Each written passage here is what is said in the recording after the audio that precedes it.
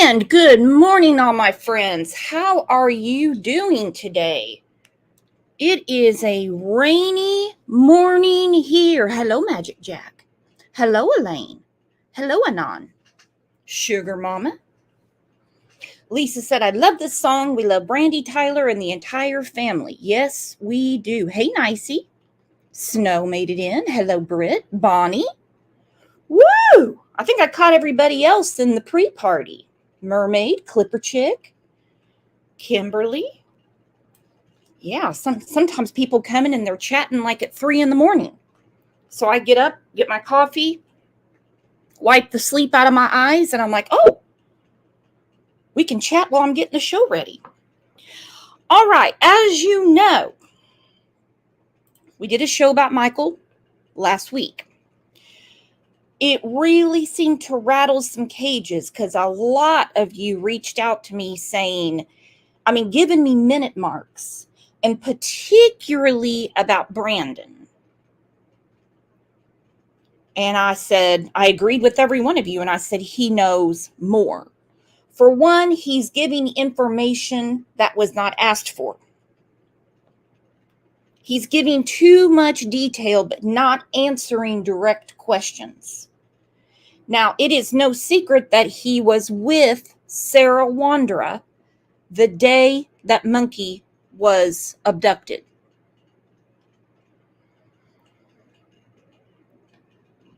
But throughout the day, nothing with the timeline makes sense. But I'll tell you what does make sense. Our friend Canvas and Crime just gifted Crime Lines and Lies memberships. Let's take a second to get our umbrellas and tell her thank you, thank you.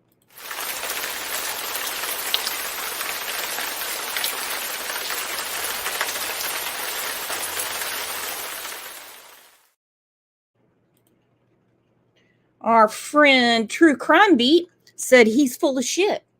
Yeah, our girl Shannon doesn't exactly mince words, now does she?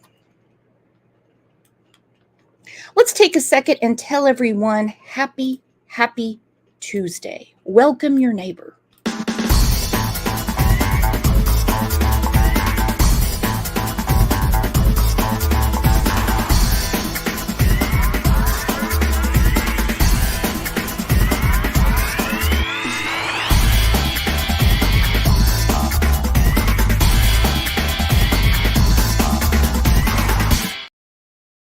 So glad you guys are here because I really want to rattle some cages with Brandon and Adrian.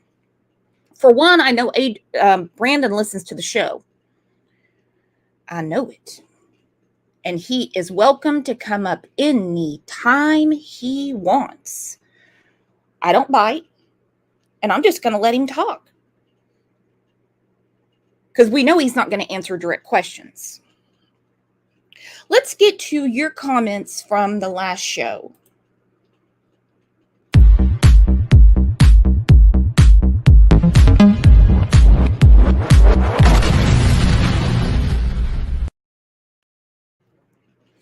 Avi said maybe there is some truth to this statement. Now, she's talking about the statement where Brandon said to Sarah, we need to find a missing persons report. We're going to go through that again.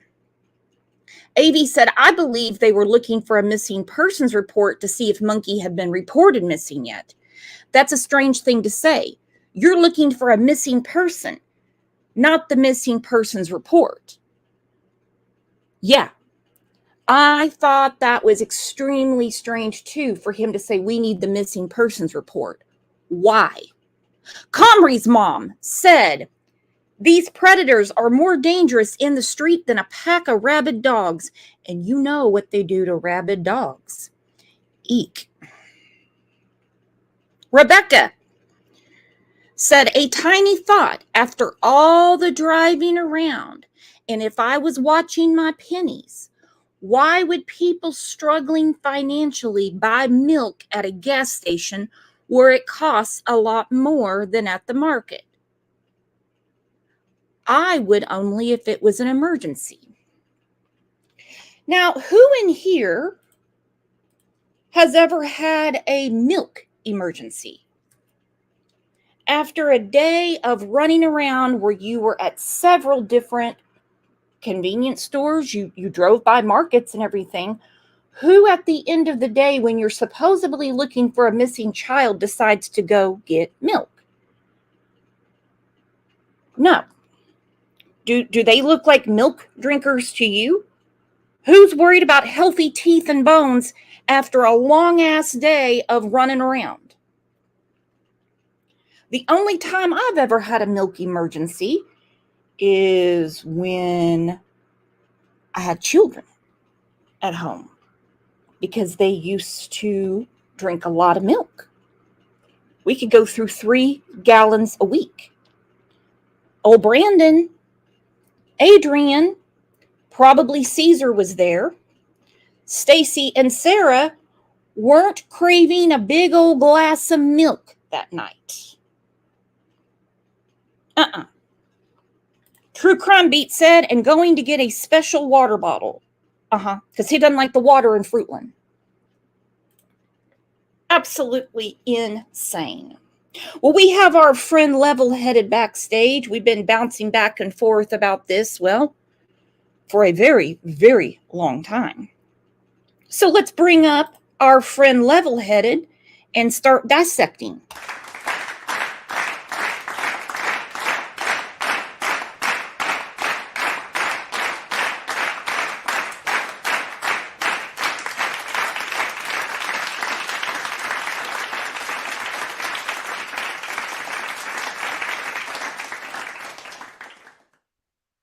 So glad you're here, you old stranger. Good morning. So, I know a lot of people reached out to me after the last show, and it was particularly about having to go get milk at the very end of the day. Besides the timeline, what do you make of that? And of course, we're just giving our opinion. Well, didn't he go back to his mom's house before that to get to water? Yep. So why would you go to the gas station to get milk? Why wouldn't you do both?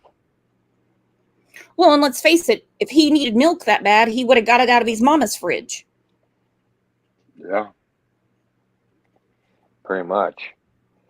You know, I was thinking about this after we had talked that when I was a little kid, I broke my grandfather's on his hog house. I broke it. So I thought it was tin, but it was a window. We were throwing rocks at the roof, and I broke the this glass that was to let sunlight in. And the only thing I could think about is how much trouble I was going to be in. And I sat around thinking about making a story and making a story because I was in trouble. And I think that's the case that we have here is that somebody's in trouble and they've been thinking and thinking and thinking about the story that they're going to make up. Yes, I agree with that wholeheartedly. Wholeheartedly. These are our suspects on the screen. Hang on, I gotta take this comment down so we can see Stacy, Sarah, Stacy, Adrian, and Brandon. Adrian talks a little bit on TikTok, but not like Brandon. Now we know that this was posted the day before Michael was abducted. Stacy Wandra is feeling worried. July 26, 2021.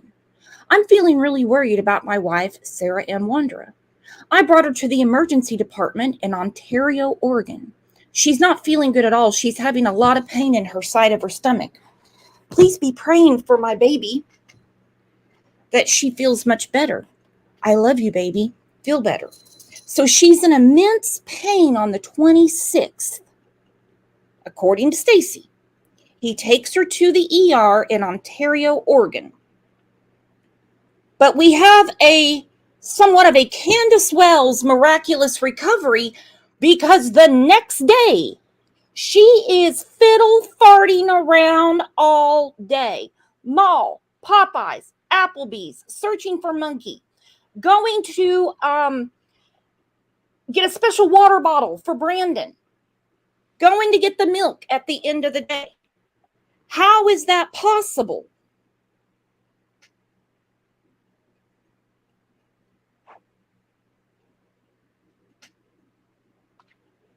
very good question. Brandon acts like he doesn't even really know them that well, which is very common in these cases, that suspects deflect from each other. Oh, I don't know that fool. Oh, I don't really know him that well. But, I mean, she knew him well enough to take this picture and post it March 24th, 2022. Friend Brandon with our dog Oakley. Now, I don't know why he has his ass on the dog's face, but that's what it is. He knew them well enough to be sitting in the back seat with Caesar, and he's asleep. And there's Sarah and Stacy all packed in the front. You can't get a dime between those two.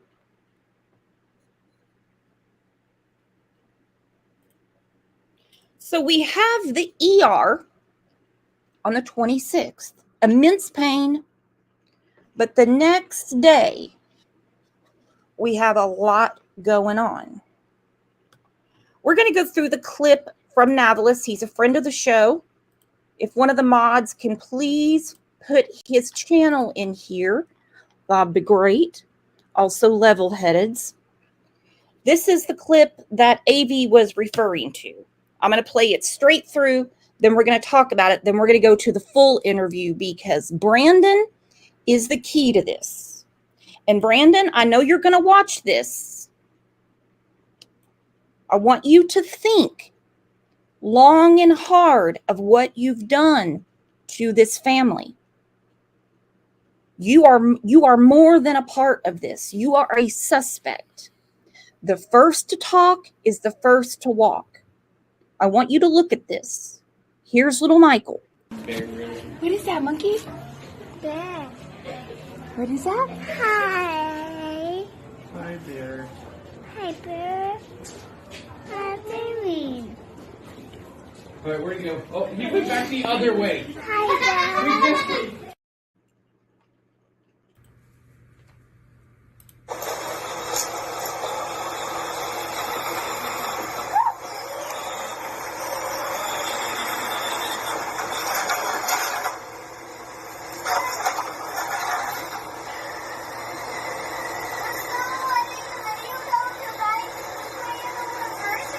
Yeah.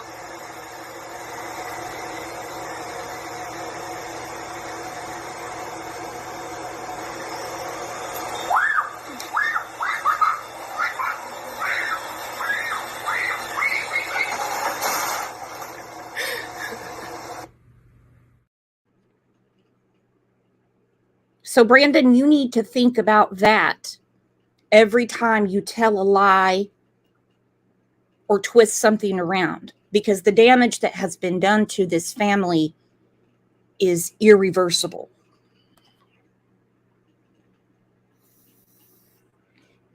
Thank you, Kat, for posting Level-Headed's link. Thank you. Snow said, Brandon, you're going to hear your name a lot in this show.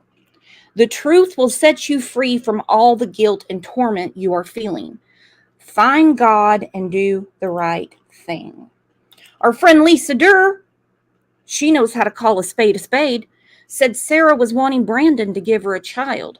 And I believe they went out that day and grabbed Michael. I believe they were driving around all day looking for a child to grab. It's exactly what I think. It's exactly what I think.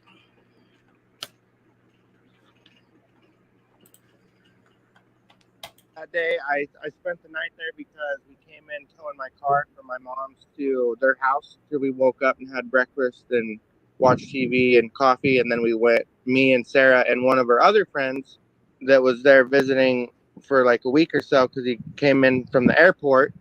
He was Adrian, and he had like kind of an afro, and we went and did kind of a YouTube. So racist, Brandon. He had kind of an afro. What's his haircut got to do with anything? We know who Adrian is. Video that day where we were trying to make music and kind of like a car crash scene, and we were hanging out with him doing that earlier. And then after that, me, Adrian, and Sarah went to Applebee's, where we dropped him off there after me and Sarah got a chicken sandwich and a soda pop. over there at the whatever restaurant, Popeyes. Sarah took me to lunch over at Popeyes, and she was going to buy a sandwich for me, Adrian, and her. But he said, my family's here. I want to see him.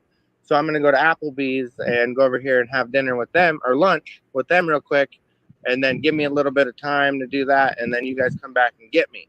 We did that. And in the meantime, me and Sarah were bored just kind of driving around the mall, and we didn't know what to do. So I drove back over to my house to get a water bottle and fill it up with water to bring back over to their house because I didn't like their water.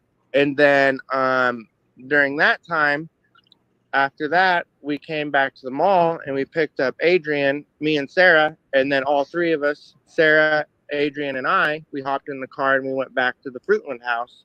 I think it was around like 6 or 7 at night. We were in that little Toyota 2016 Toyota Corolla. It's the blue one.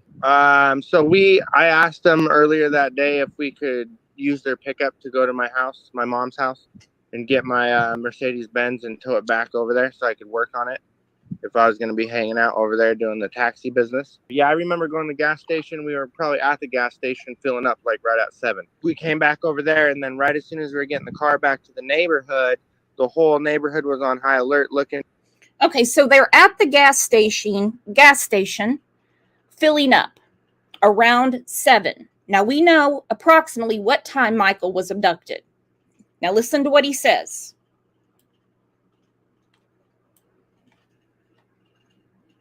Filling up like right at 7. We came back over there, and then right as soon as we were getting the car back to the neighborhood, the whole neighborhood was on high alert looking for the little boy, Michael Vaughn, and they said he went missing right that day earlier, right before we came in with the car we were towing.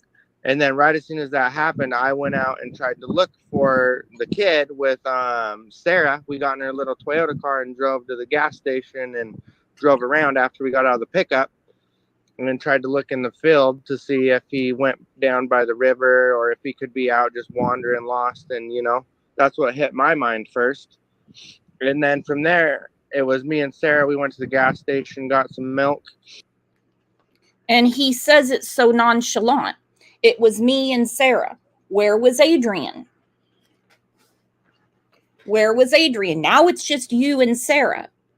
So you go to the field and you're looking around, and trust me, Brandy and Tyler were definitely out in the neighborhood looking for their son.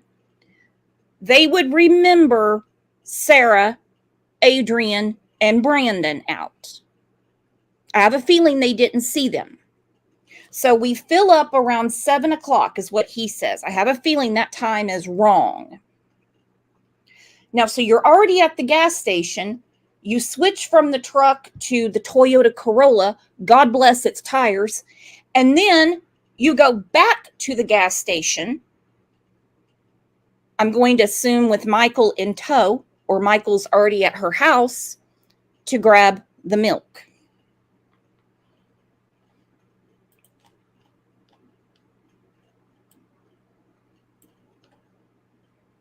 We have a lot of automobile changes that day. Did you notice that, Levi?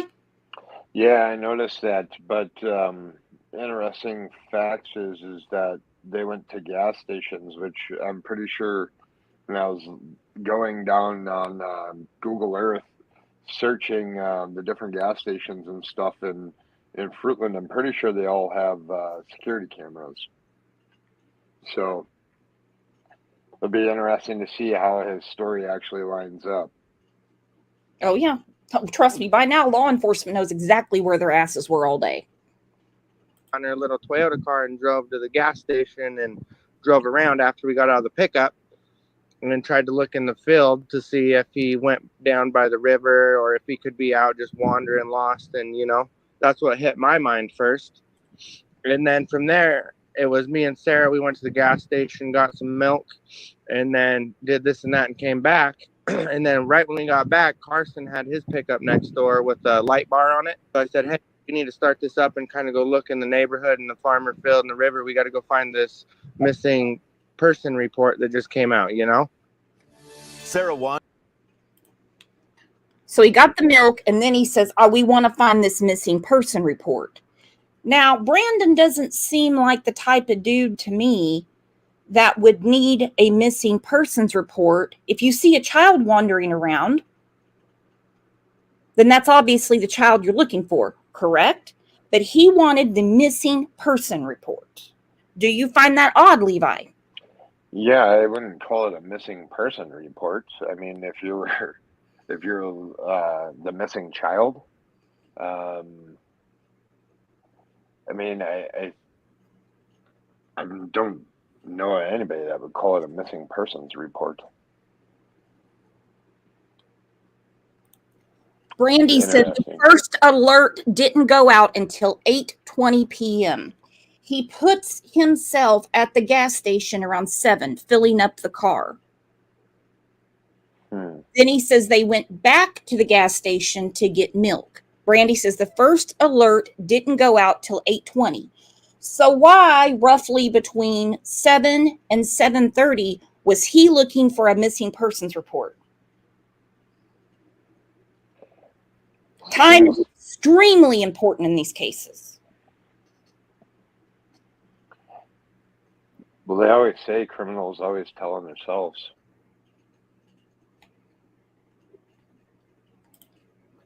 Lisa Durr, you are on it, girlfriend. She said could have been looking for a report to see if anyone actually seen him being grabbed. That's what they were looking for. Did anyone see us? We have a lot of guilty knowledge here. You're exactly right, Lisa. All right, so let's look at his full interview. Drinking Coors in the hot tub. Look at that face. Talking to JLR. By the way, I think JLR did a great job with this interview, and it opened a lot of doors because Brandon put out a lot of information. We know criminals lie. Look at the name of my channel. You have a crime, you have the crime line, timeline, and criminals lie. So it's up to the investigators to sort through it, because even a broken clock is right twice a day. They have to tell the truth at some point. He does. He looks like he's about to shit in that hot tub. Look at that face, Levi. Yeah, I see that. This interview was done. He was in, was it Wyoming or North Dakota? North Dakota, I believe. North Dakota?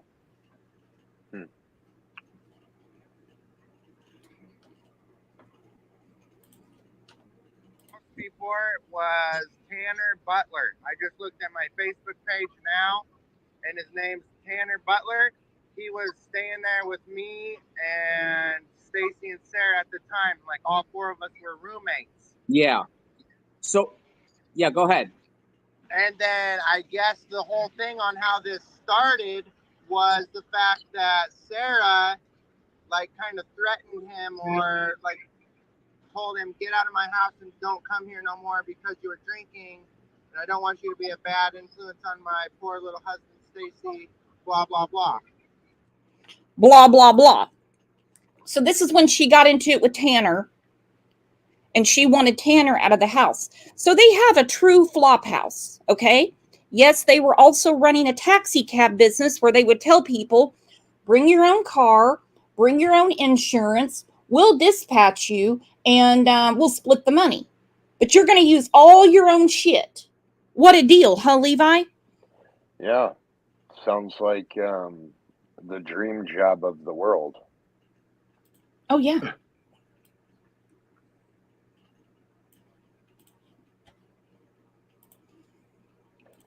He's, oh, go ahead. So So, yeah, and that was the incident earlier this year, April, around the beginning of April, right? They got arrested. correct. Who got arrested? Sarah did. Sarah Wandra. And then Stacy. Okay, so Stacy got arrested first. Mm-hmm. And then after that, Sarah got arrested not long after. Sarah is a violent individual, okay? I think it's interesting that he's talking about the the Tanner person about drinking and stuff while he's drinking on live here. Uh-huh. Trust me, old Sarah wasn't worried about Tanner drinking in front of Stacy. Okay? Hops and barley are not Stacy's problem. Now remember, all of this went down on July 27th. On the 26th is when Stacy posted this about his wife. I brought her to the emergency department in Ontario, Oregon. She's not feeling good at all. She's having a lot of pain in her side in her side of her stomach. Well, what do you mean her side? You mean the side of her stomach. Please be praying for my baby that she feels much better. I love you, baby. Feel better. Okay, so again, we have a miraculous recovery because the next day she's running all over Hell's Half Acre with Brandon and Adrian. Wouldn't you need some rest? If you'd just been to the ER with this terrible pain in your side, I would think. And that was all over guns. It was all over a .17 caliber, some kind of little gun they had. Yeah, I saw the reports and I saw that I read the indictment of Stacy, and he was trying to sell a gun. I think it's the gun you just described, to a gun shop out in New Plymouth. Yeah, yes, sir. So, but you're saying Sarah got in a fight with this Tanner guy around the same time in her house. Right after he went to give that gun to somebody else, then that is when he went and tried to sell the gun to that gunsmith guy. And then right after that, Sarah was arrested for threatening that other roommate kid with a Glock or a gun or some shit that they weren't even supposed to have. So it was all over Tanner drinking in the house. Yes. It's interesting that you say that because I've observed posts from Sarah, that she would make in her taxi group. She had a group called Faith Taxi, right? And she would make posts saying, I am not going to pick up anyone and deliver them to buy drugs or alcohol. I forbid that. I don't do drugs and alcohol. I don't want to be around drugs and alcohol. But they can sell guns, and we know there's charges for drugs. Well, the other thing that was interesting that he said there was that he was going to give a gun to somebody, not like sell it, that they were going to give it to somebody else. I caught that, and I don't know if that's because he's running around in circles and doesn't know what he's talking about, or if that's really what was going on.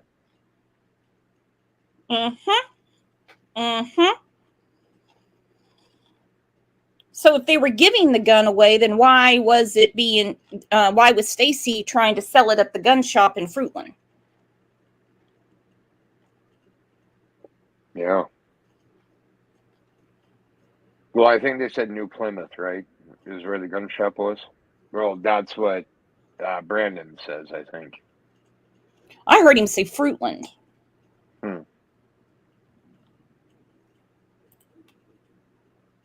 Alcohol, something in that sense. Yes, sir. So, maybe, she's just didn't want alcohol in the house. How long was Tanner staying there for? He was staying there for I'd say we had a relationship for 2 or 3 months off and on, where he'd just kind of come in, and then they gave him a taxi ride one day, and then they said that he could come kind of stay with them at nighttime a little bit so he could get a job in the day. And they're just trying to help him, give him a place to stay at night so he could work in the day. Mm-hmm. And then after that, get back on his feet, and then he's going to go back to his parents or whatever. Interesting. So how long were you there at the house for? I probably knew him for 2 years in total, and I probably stayed with them off and on for a year because I went out and drove taxis at their little Faith Taxi business. Yeah. So I take people to Walmart and give them groceries and help them out in the community and stuff like that. And then I'd go back and kind of hang out with them at nighttime, and we'd do a little barbecuing, drink a couple beers, whatever. And then after that, that was pretty much it. Did how much did they pay you doing the taxi? What were they paying? Usually they charge like $2.25 or 50 cents a mile. So basically, they'll go out and let people go where they want to go, and they just cover the fuel and give them like a little tip or whatever. to help them. Quite the entrepreneurs, aren't they? Lisa said, get back on his feet to go back to his parents. What? What do you think Yeah. about that statement, Levi? Well, to get back onto his feet, wouldn't he go back to his parents to get back onto his feet before he'd go out and venture into the world? The other thing that's interesting is how Sarah was mad at Tanner for drinking in the house, but Brandon just said on this thing that he would go and drive taxis, take people around the communities to get their groceries and take them around the communities and all that. Then I'd go stay there with them. At nighttime, we'd barbecue and drink a few beers. So what is it? Is it allowed in their house? Is it not allowed in their house? I have a feeling Sarah probably hit Tanner up to give her a baby. And that's where the fight occurred. I don't think it's about him drinking in the house. I don't think there was that rule.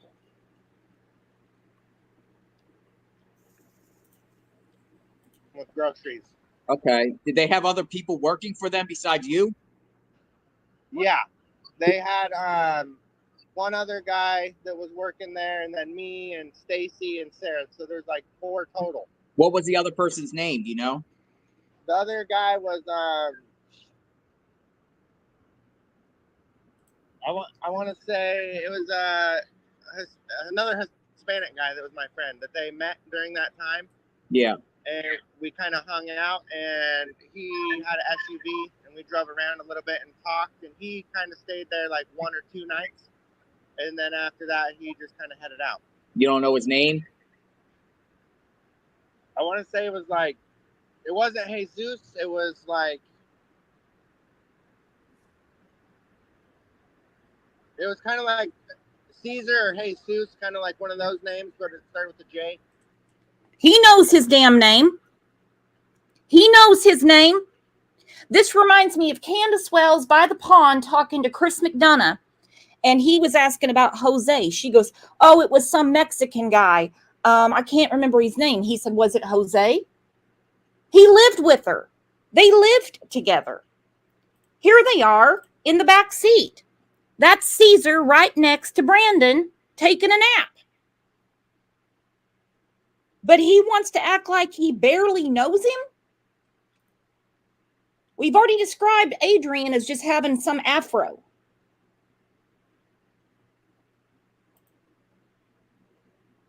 We're distancing is what we're doing.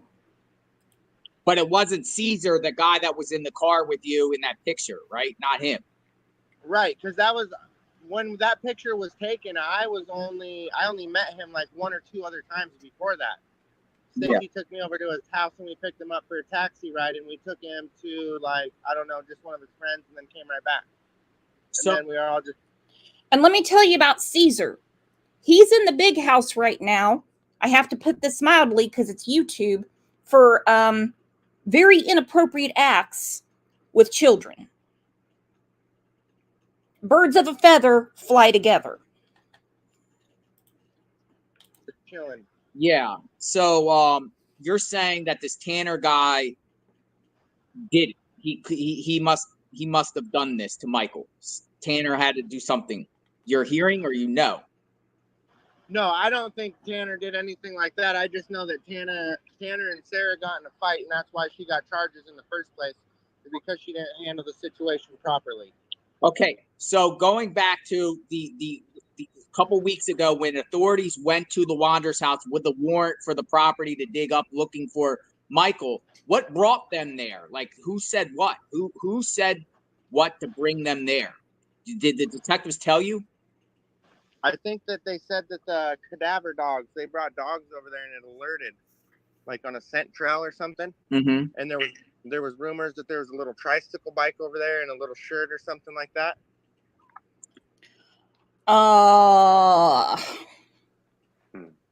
Oh, God. Listen to this again. Him to, like, I don't know, just one of his friends, and then came right back. And So then we were all just chilling. yeah. So you're saying that this Tanner guy did it. He must have done this to Michael. Tanner had to do something. You're hearing or you know?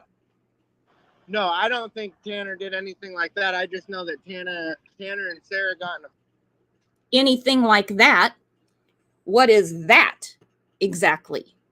fight, and that's why she got charges in the first place, is because she didn't handle the situation properly. Okay, so going back to the couple weeks ago when authorities went to the Wanderers house with the warrant for the property to dig up looking for Michael, what brought them there? Like, who said what? Who said what to bring them there? Did the detectives tell you? I think that they said that the cadaver dogs, they brought dogs over there and it alerted, like on a scent trail or something. Mm-hmm. And there was rumors that there was a little tricycle bike over there and a little shirt or something like that. Why would Sarah and Stacy Wandera, Brandon, Adrian, Caesar, Tanner, whoever was flopping at the house at the time? We know for sure Brandon, Adrian, Sarah, and Stacy. He said there's rumors there was a little tricycle and a little shirt. What shirt? Well, and the other thing is that even though that I think the question was asked if the detectives had told him that, I don't think that he's spoken. I mean, he may have spoken with the detectives, but didn't tell them anything. That's interesting that he must be getting this from news media while watching. Oh, 100% he watches all of this. He responded to a woman named Hope Remains talking about Adrian. B-Dog shirts. He said, yes, because Adrian did love me and was my, in quotes, friend. I was not his when I should have been. Fockers. We got into a fist fight, in quotes again. Could you just imagine that? Those spaghetti arms coming swinging at you? Into a fist fight the night before he took off with my NHRA team racing jacket, was robbed and kicked out into the streets where I come from and belong. That is all. Love you, world. Pray they find him unharmed, because if I find out anything bad happens, I will kill the individual or individuals responsible. They will be pew-pewed. And he's specific about the pew-pew he would use. He said, on God, he said he's working with Fruitland PD now. Be advised, I pack heat. Lawyers are hired. Multiplayer.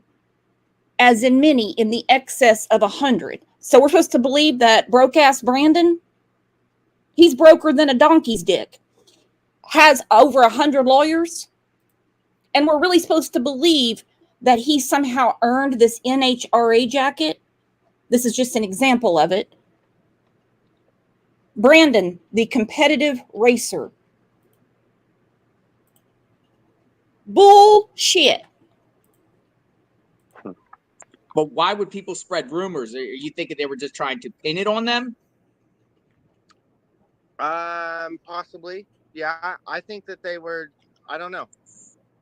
Yeah, because it is interesting, and I'm so dumbfounded on this because we all want answers. Everybody wants answers, right? Everyone wants the truth, and I appreciate you telling me because exactly, Jonathan. We want answers. We want the truth. Brandy and Tyler and their family and the community deserve the truth.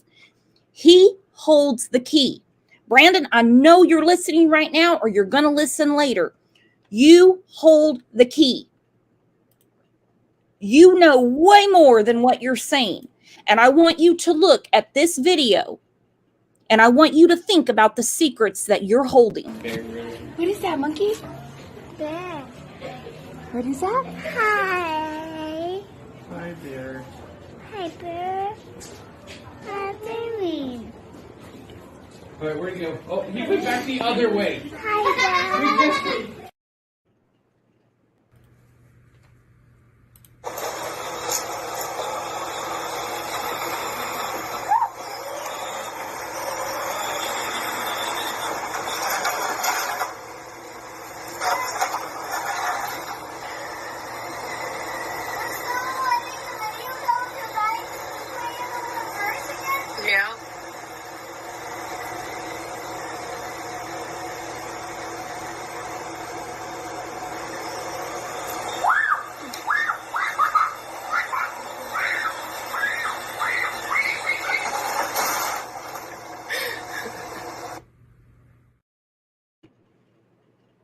On the screen is a comment from Brandy Niels. She said, "Oh, my beautiful monkey."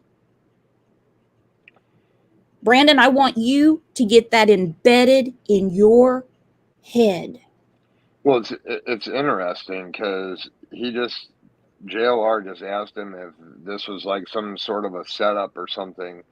And the thing is a lot of times when people come into the public, they want to write the story. They were present. They were there. If they can paint a picture and point people into the other direction of what really was going on, there's a lot of they're making us look at, oh, well, look at all these other people when they're the ones that did something. And he's deflecting, and that's exactly what he's trying to do, is paint a picture for everybody. And I wonder how many times he contemplated on actually going public with somebody to do an interview. It seems to me that the only time he has big balls is when he's had a lot of Coors banquet beer.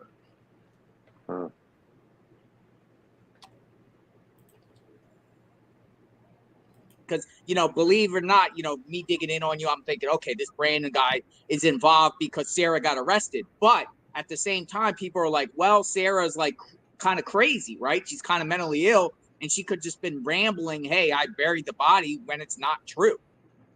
Yeah, and even if there was any bit of a slight suspicion or whatever that happened, I'm glad that they went there and looked, because that would be a way to find more clues to what is going on. Yeah. Okay, he stumbles on that sentence. I'm glad they went there, because then they can find more clues as to what's going on. Jonathan goes, yeah, and he just lets him talk. He lets him talk. He lets him talk, and that's perfect. Because they did find clues. They do know that Monkey was there at some point. They also know that dogs hit at Brandon's mama's house. This is not a leaking toilet. That's not what the dogs are trained to do. Dogs are not trained to smell out messy plumbing. Yeah, because you told me you don't think Sarah or Stacy did this. I don't think that they're capable of doing it, because they're just kind of like normal people that just have little businesses trying to get money, just barely scraping to get by. They don't, And then okay, like what other business they got? They got the taxi business. What else? And then they have an oil change business. So they started Wandra's Lube, and that's what came up on the Google when you Googled it. Yeah. And they had a laundry business as well. And they are suspects. Yeah. And then that is why I was there at all, ever, for any reason, is to help them with their oil change business, because I did that before and I'm good at it. Where would they do the oil change at? At their house there, or another location? They had a little shop over there in Ontario, Oregon, where they did oil changes. They were renting it out. So up to the arrest, where she got arrested in April this year, was that business still running? It was starting to slowly decrease, because it was going good, and then one day Stacy had an argument with the owner and his daughter over a shop vac, if you can believe it or not. And they were sitting there just doing that, and he said, if you're going to treat my daughter and talk to her like that over just a shop vac, then I'm going to go ahead and not rent this to you guys anymore. You know what I mean? And you haven't paid me for a little bit anyway, so things are not up to date on the payments. You guys, your contract has been terminated. Interesting. Yeah. So what about the taxi business? Was that still functioning up to when she got arrested? Yes, sir. That is correct. Yeah, I was still functioning, and it'd still be going today if none of those charges would have happened with her and Tanner. That's what set it off. So she gets arrested for fighting with Tanner. Does she get bond? Yeah. Does she just get released? I think they gave her bond. They gave her bond for a little bit, and then they let her out on a preliminary hearing kind of a thing. Mm-hmm. So they're waiting to determine if any more evidence comes up, if she really did try to smack him with a dog bone, or if she tried to threaten him with a gun, or if that was true, or if it was just hearsay. So, dude, you were there. You know exactly what happened. And what little bit of the probable cause we know of when the authorities went to the Wandra home and so politely let themselves in. Odd to me that Sarah Wandra seemed to pin Michael's abduction on everyone except Brandon. She said the highest God told her it was Stacy. Then she said it was Adrian, but she fails to mention Brandon. Interesting. Oh, so he's accusing her of hitting her with a dog bone? Yeah, he said that she smacked her with a dog bone and said, "Get out of my house right now or I'm calling the cops." And that's what started everything. And then right when that happened, me and her got in an argument as well, and I got my little van and I left and went home. So you never 'Cause I went, was like, you never went back after that. right. After that, I went back one time Hey, and I pause went it back for a there second. and was hanging out with another friend. His name was Go ahead. Can you play that back for just 1 second? So Brandon now Brandon has another vehicle there. It's a van. Yep. There was a lot of vehicle changes that day. A lot. And mind you, this is the day after Stacy supposedly took Sarah to the ER in Ontario, Oregon for this immense pain in her side. Now, mind you, I'm not picking on Popeyes, but if you've got this immense pain in your side and you have to present yourself to the ER, so then the next day you eat Popeyes? And I don't want to be accused of fat shaming, but there's no way Sarah Wandra just ate one chicken sandwich and a soda pop like Brandon says. She's going to eat a fucking bucket of chicken.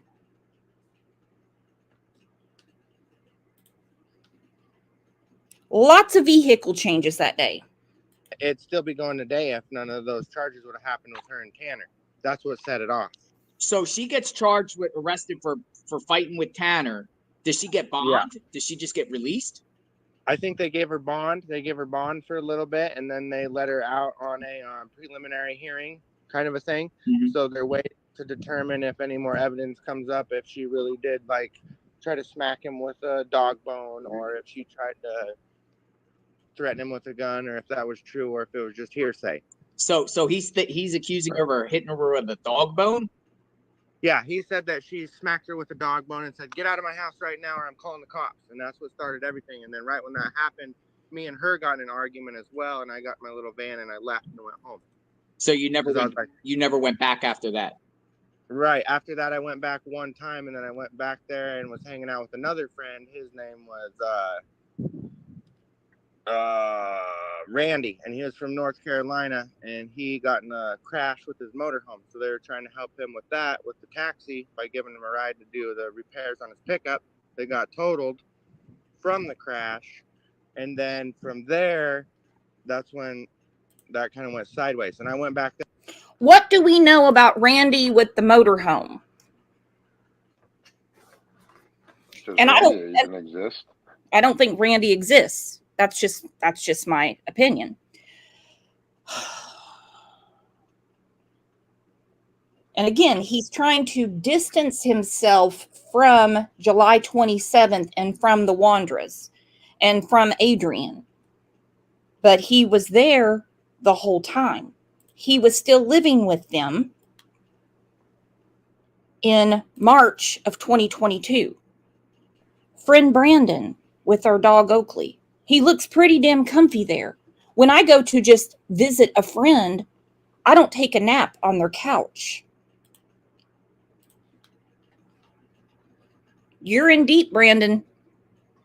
There once, and me and him were trying to do the taxi by ourselves, but then Stacy got involved and got in with a new phone and tried to run the show in the company. And then me and Stacy got in arguments about who could drive the car, who couldn't, who could work, who couldn't, and it just became a big nightmare from there. Interesting. Did they bring in like, it seems like they're just bringing people in because they want to help them. Yes. Why are they doing that?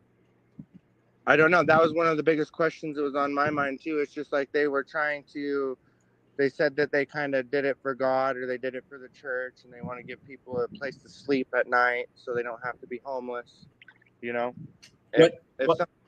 Yeah. Was Stacy religious? He pretended to be, but he wasn't as like he believes in God, you know what I'm saying, but he doesn't believe in like all the religious practices like most people. Yeah. But they went to church and they paid tithes and tried to help people and got money from the church to pay their bills, and they were with the church, you know. What church? So they would tithe. Okay, so they would tithe, but the church was giving them money to pay their bills. Her parents footed all the bills. Her parents owned the house. They owned the house. Well, and he said that people were giving people a place to stay because they were homeless or whatever. So, Brandon, what are you doing there? Why aren't you at your mom's house? Yeah. Yeah. No. Interesting. Well, see, because people are saying about Sarah, right? Because they're saying right after Michael Vaughn went missing, then she starts making all these religious posts, like within a month after he went missing, and people are suspecting, is she trying to repent? Is she have a guilty conscience? Is she trying to deflect and try to thwart off anyone that's investigating her to act like she's religious? Like, what's the deal with that? Okay, so let's talk about that. After Michael was abducted by one of the suspects, Sarah really turns the Jesus on, okay? Her TikTok, her Facebook are full of repentance, fire and brimstone. It's over the top is what it is. She even went as far as to say, watch your children take it from me.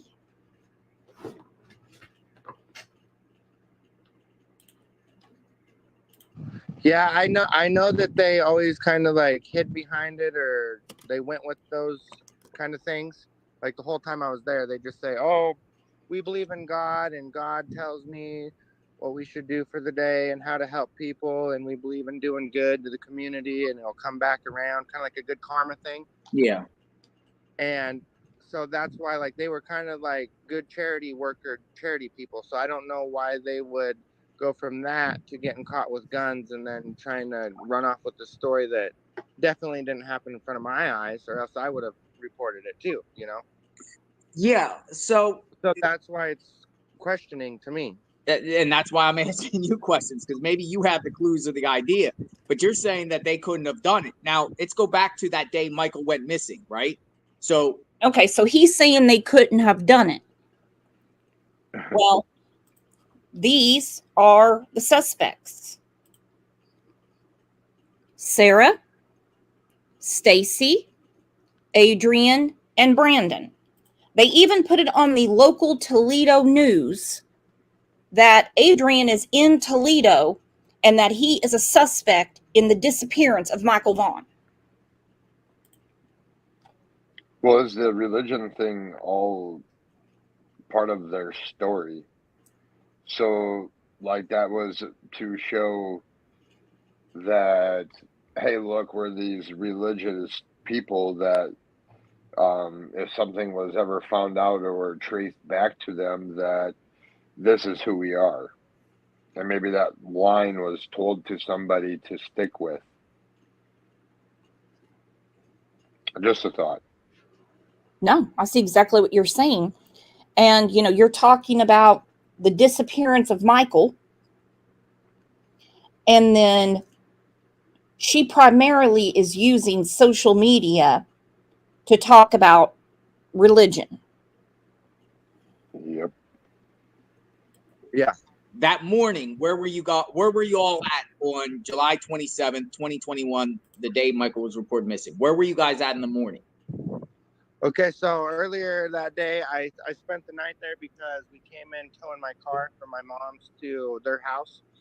And we came back over there, and then right as soon as we were getting the car back to the neighborhood, the whole neighborhood was on high alert looking for the little boy, Michael Vaughn, and they said he went missing right that day earlier, right before we came in with the car we were towing.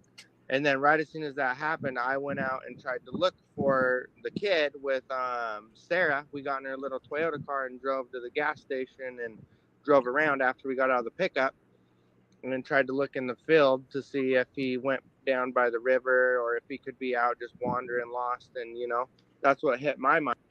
No, the neighborhood was on high alert. Hang on. My mom's to their house, and we came back over there, and then right as soon as we were getting the car back to the neighborhood, the whole neighborhood was on high alert looking for the little boy, Michael Vaughn, and they said he went missing right that day earlier, right before we came in with the car we were towing. He went missing earlier, right before we came in with the car we were towing. Who would have told him that? Well, he stops and pauses there so that he doesn't say something he's not supposed to. I don't know if he caught that. Like he paused for a minute. And Brandy said they towed the car the night before.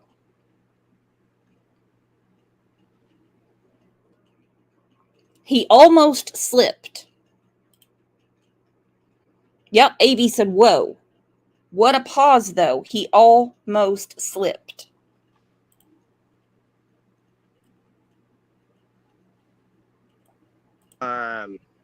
We came back over there, and then right as soon as we were getting the car back to the neighborhood, the whole neighborhood was on high alert looking for the little boy, Michael Vaughn, and they said he went missing right that day earlier, right before we came in with the car we were towing.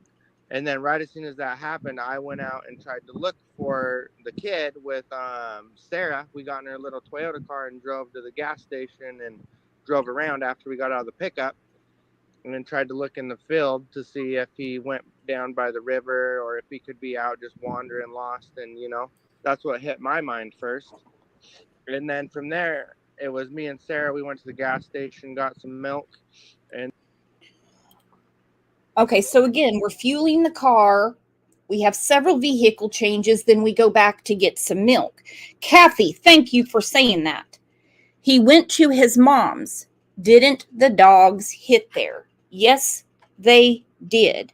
And they're not trained to sniff out bad plumbing. and then did this and that and came back. Well, what is this and that? So we did this and that and then came back. He fills in a lot with this and that, or not with my eyes. And then right when we got back, Carson had his pickup next door with a light bar on it. Mm-hmm. So I said, hey, we need to start this up and kind of go look in the neighborhood and the farmer field and the river. We got to go find this missing person report that just came out, So that's what was on my mind right when it happened. But earlier, before that day, before we towed the car, we went to Applebee's.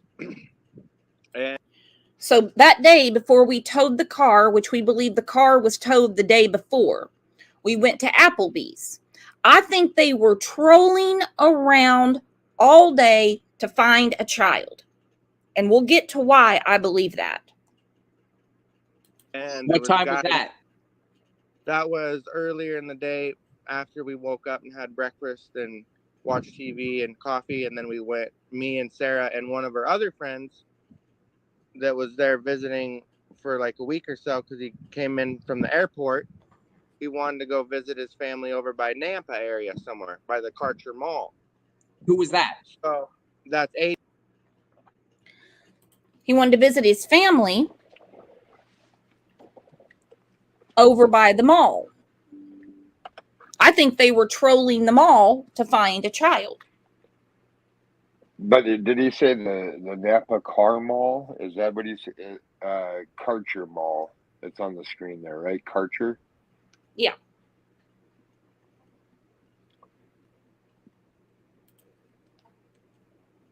And he keeps bringing up the river.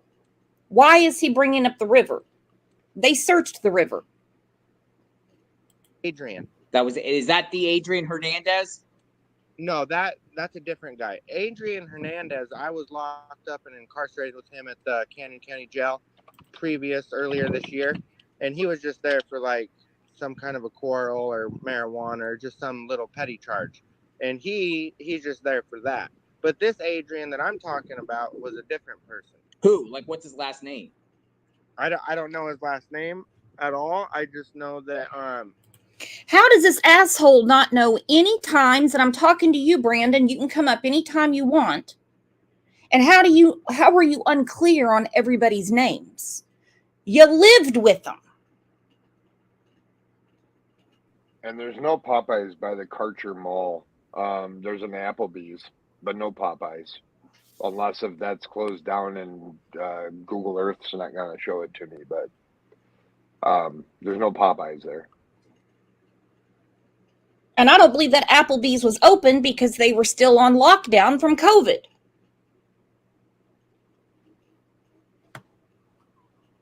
Hang on, Kat had a question. Yep, I missed it. he was Adrian, and he had like kind of an afro.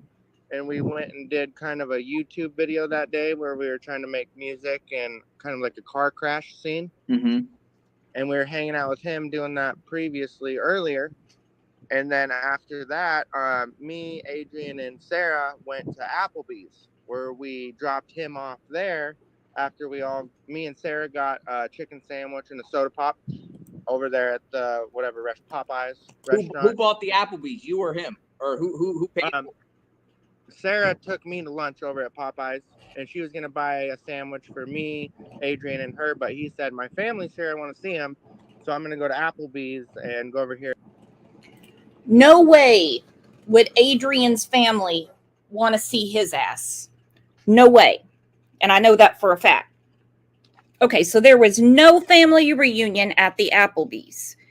As far as going to Popeyes, again, she was just in the hospital for severe stomach pain the day before, according to Stacy. You're not going to go and scarf up a bunch of Popeyes with stomach problems. Not going to happen. Well, and restaurants weren't open to like sit down and dine, I don't think, at that time. So it could have been a to-go order, but I don't think they were open to the public to go inside. I don't know how strict Idaho was at that time, but anywhere I was, you couldn't sit down inside of a restaurant to eat.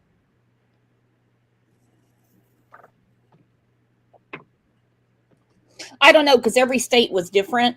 Oklahoma, they were only closed down a few weeks, but I don't know about Idaho. So somebody from Idaho needs to fill me in, because we do need a clear answer on that. And again, I'm not fat shaming. I got accused of that. I'm abduction of a child shaming, though, because no way Sarah is just going to get a chicken sandwich and a pop. No way. They just had breakfast. And coffee. Yeah. And have dinner with them, or lunch with them real quick, and then give me a little bit of time to do that, and then you guys come back and get me. Yeah. So we did that, and in the meantime, me and Sarah were bored just kind of driving around the mall, and we didn't know what to do, so I drove back over to my house to get a water bottle and fill it up with water to bring back over to their house because I didn't like their water. Yeah. And then during that time, after that, we came back. Okay, so they're trolling around the mall. Then they go back to his mom's house to get a water bottle.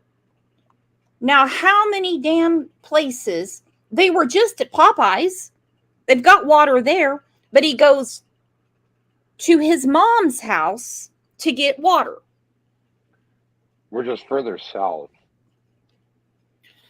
Like, you're going further south of Nampa, further south to his mom's house to go all the way back to Fruitland.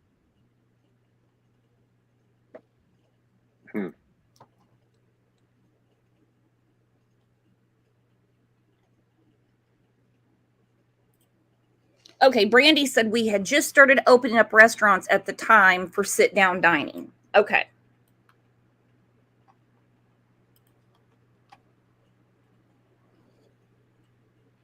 I still don't believe that the family reunion occurred at the Applebee's, and I don't believe Sarah is just going to buy a chicken sandwich. To the mall, and we picked up Adrian, me and Sarah, and then all three of us, Sarah, Adrian, and I, we hopped in the car and we went back to the Fruitland house where they do their taxi business. All right. So where was Stacy during all of this? He was back at the house. So Stacy said, you think Stacy stayed home all that day? Stayed home? We left him there at the house. I don't know if he stayed there the whole time or not, to be honest. Was anyone else there with him? I don't think so. I think it was just him home alone at that point. And that was before we went to tow. And they had dogs and cats there? Yes, sir. Yeah, they had one hound dog and like 3 or 4 tuxedo cats. So Stacy's there. You guys go out. What was Adrian doing at the mall? He was just visiting his girlfriend and his son. And then after that, we went over to Macy's and kind of went in there and shopped around for clothes a little bit. And we were playing on our iPads and just taking pictures, goofing off. And then from there, we go back, and then that's how it goes. Well, what about the afternoon from the mall to you going back to the neighborhood? Did you guys go anywhere else? Stop anywhere else? We just went over to a pawn shop, I think, just kind of look around at the pawn shop a little bit. And then I think he bought like an iPad, or he was trying to get a new iPad, I think. That's Adrian, right? Right. Yes, sir. And then I think he bought one there. We went to the pawn shop, bought an iPad, and then came back and we were just chilling. Okay, am I hearing this correct? So then they went to a pawn shop. They went to Macy's. What would they be getting at Macy's? Unless they're looking for children or children's clothes. And then he says that's how it goes. That's how it goes. Okay, hang on one second. Lisa, you weren't meant to be hidden or anything, hun. Sometimes these things happen.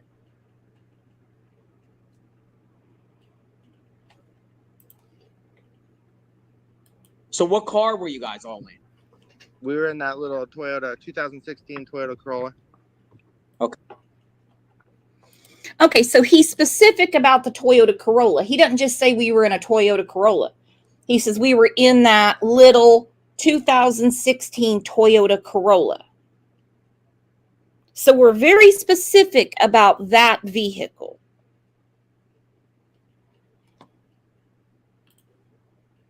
Okay, what is that? What color is it? White? It's the blue one. A blue. Okay. Yeah. And I remember you were telling me that they were towing your car. You told me earlier in another conversation that your car was being towed by their truck that day. Yes, sir, that's correct. So where's that come into play here? I asked them earlier that day if we could use their pickup to go to my house, my mom's house, and get my Mercedes-Benz and tow it back over there so I could work on it if I was going to be hanging out over there doing the taxi business. Yeah. So when did you guys go over there to get your car? I think it was around like 6 or 7 at night. 6 or 7. Then you're saying while you're coming back. No, 6 or 7 at night, he said. Okay, but we've already caught him saying that they were fueling the Toyota at 7 o'clock. He's going to keep himself out of the area between 6 and 7 that night. So he knows this time, correct? But it's not possible. Anytime anyone goes missing and the suspects have a very busy and unusual day, well, the red flags are flying. That's when you noticed everyone searching for Michael? Yes, sir. Yeah, I remember going to the gas station. We were probably at the gas station filling up like right at 7. Right at 7. What gas station? It was the Chevron right there just up from their house. Yeah. So where you were seeing people out there looking for Michael, or you were seeing police? I was just seeing police cars cruising around, and I was seeing a lot of like the neighbors going out in their cars cruising around, and just like the whole subdivision from the left side to the right side. They were all just out, everybody walking around and looking, and flashlights. Search and rescue was there, police, everything. But how did you know they were looking for Michael? Because so when we were pulling into the subdivision, Sarah was driving the pickup, and she stopped and talked to the neighbor that was coming down the road the opposite way. Mm-hmm. And she stopped right there in the middle of the road, and they both opened their doors and they started talking to each other right there. Okay. And you told me you never seen Michael Vaughn before in your life prior. Right. I never met him or his parents ever before. I just Okay. He said, you've never seen Michael Vaughn before. Right. I never met him or his parents ever before. Ever before. Kathy, good catch. Does Brandon make 2 trips to his mom's that day? I don't think he realized he said that. Brandy says at 7 p.m. You're a liar. Brandon? Brandon? His walls are closing in on him, and the ceiling's falling down. You got that right. just know that they're neighbors of where I was staying over there with the Wanderers. They live like diagonal. Yeah. What about the okay. Yeah, I got so many questions. All right. So Adrian, where's he from? I think he's from California somewhere. So, but how did he get up there? Like, how did he end up there in Idaho? He just flew in from California to come see his son and his old girlfriend or whatever. But where did Sarah meet him? Like, how does she know him? I don't know. I think he just randomly like called their phone one day from the airport and said, "Can you give me a ride from here to there or whatever?" And that's probably how those two met.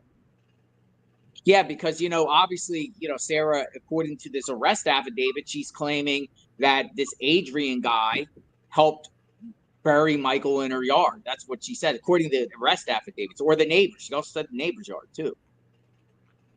Right. So yeah, people are wondering who. Okay. So I'm so glad that he brought this up. So Sarah mentions Stacy and she mentions Adrian.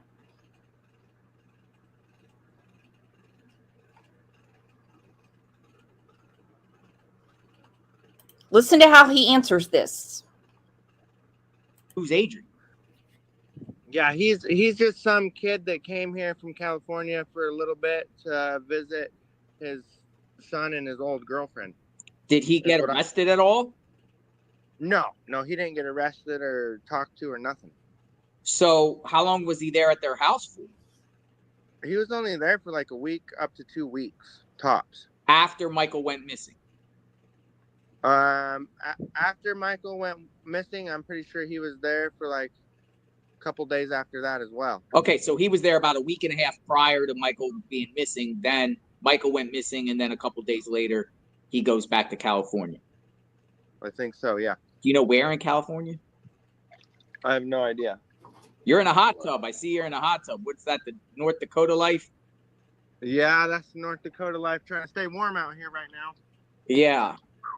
Interesting. So interesting. Now, did you know that, like, Stacy had, like, crazy criminal record in the past of being in the feds and locked up and all that kind of stuff? Did you know that? Yes, sir. Yeah, he talked to me previously before that, and he said that he got locked up for, like, a year or two because he lied on a federal application to buy a gun or something at a store.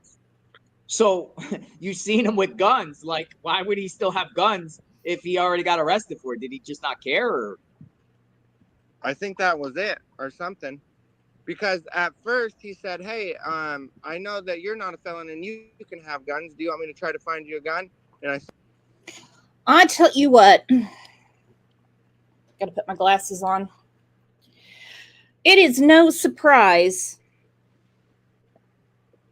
criminals do not follow the law. You see, when they break the law, they don't go and check the law library and say, is this against the law? And one of the main things we see in all of these cases that repeat felons get picked up for is having guns. It happens almost every damn time. Lisa Durr said, how are you looking for a missing child before the missing report was made? That makes no sense. Brandy said the official report came out after 8. He was looking for a missing persons report around 7. Well, the other thing is he called Adrian, their good friend Adrian, that they took to the mall and did all these things with. And then he says that how did Adrian get there? And basically he contradicts himself and says that they didn't know him. Barely So knows what? anyone's name except for Sarah and Stacy. Yeah.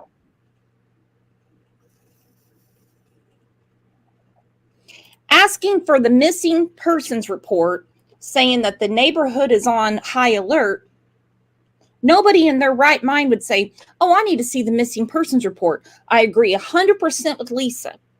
They wanted to see if that report said that somebody reported seeing him being abducted. Said, no, I already have a gun. I don't need to get another one, you know? But if you are selling that other little 17 or whatever, I'll buy it if I get money from you guys paying me from doing taxiing, you know? That was our first previous conversation. Yeah. So, yeah, I wonder why he was so interested in you getting a gun, you know? Like, why does he want others to get a gun? Is he like fascinated with guns? Yeah, I think he comes from a background where, like, him and his grandpa used to hunt back in the day before he got in trouble. Like, when he went out with other people that were responsible, he probably did some hunting. So some people are saying that does Sarah have any kids that you knew of or had kids? No, sir. See, some people speculated that if Sarah is involved and she got arrested, but people are speculating, hey, maybe Sarah did it because she wanted a kid on her own because she couldn't have kids, or, you know, what do you think? Hold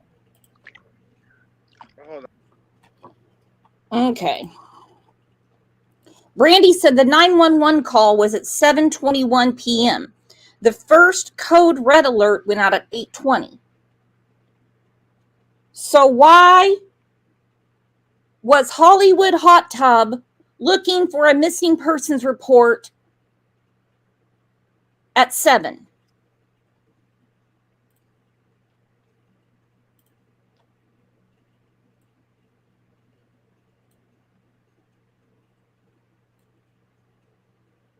The other thing is why does he want to buy a gun from a felon? And he says, oh, I already have a gun. I have guns. Lisa said, right. So how was he looking for Michael at 7? Brandy knows exactly the timeline. She knows all of this. Why would you ask for a missing persons report to your friends when the official alert wasn't even out? I agree with Lisa 100% because he wanted to see in the report if they saw him grab Michael.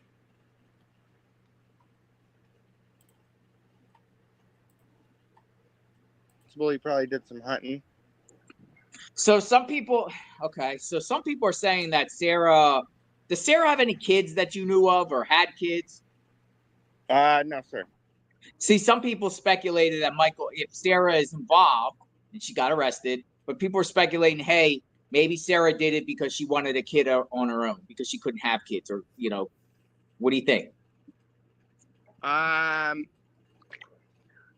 Hold on just a second here. I'm in an interview right now, so I'm gonna have to do this real quick. He's so official. I'm in an interview right now. It's probably his dad telling him to quit pissing in his hot tub. I think that she couldn't have kids because her husband Stacy said that he got his nuts crushed in a bull riding rodeo accident or whatever, blah blah blah. No. No. Okay, here is Stacy and Sarah. Again, I'm not fat shaming. I'm not unhealthy shaming. I'm talking about child abduction shaming. Now, I think we can all agree we've all had sex in here, unless Tim Mullen's in chat. We all know that aerodynamically, it would be very hard for them to do anything. And we also know that Stacy is no Lane Frost, okay? He didn't get his nuts crushed in a rodeo accident. Okay? I'm sure he has a little bit of problem getting to the sweet spot. All right?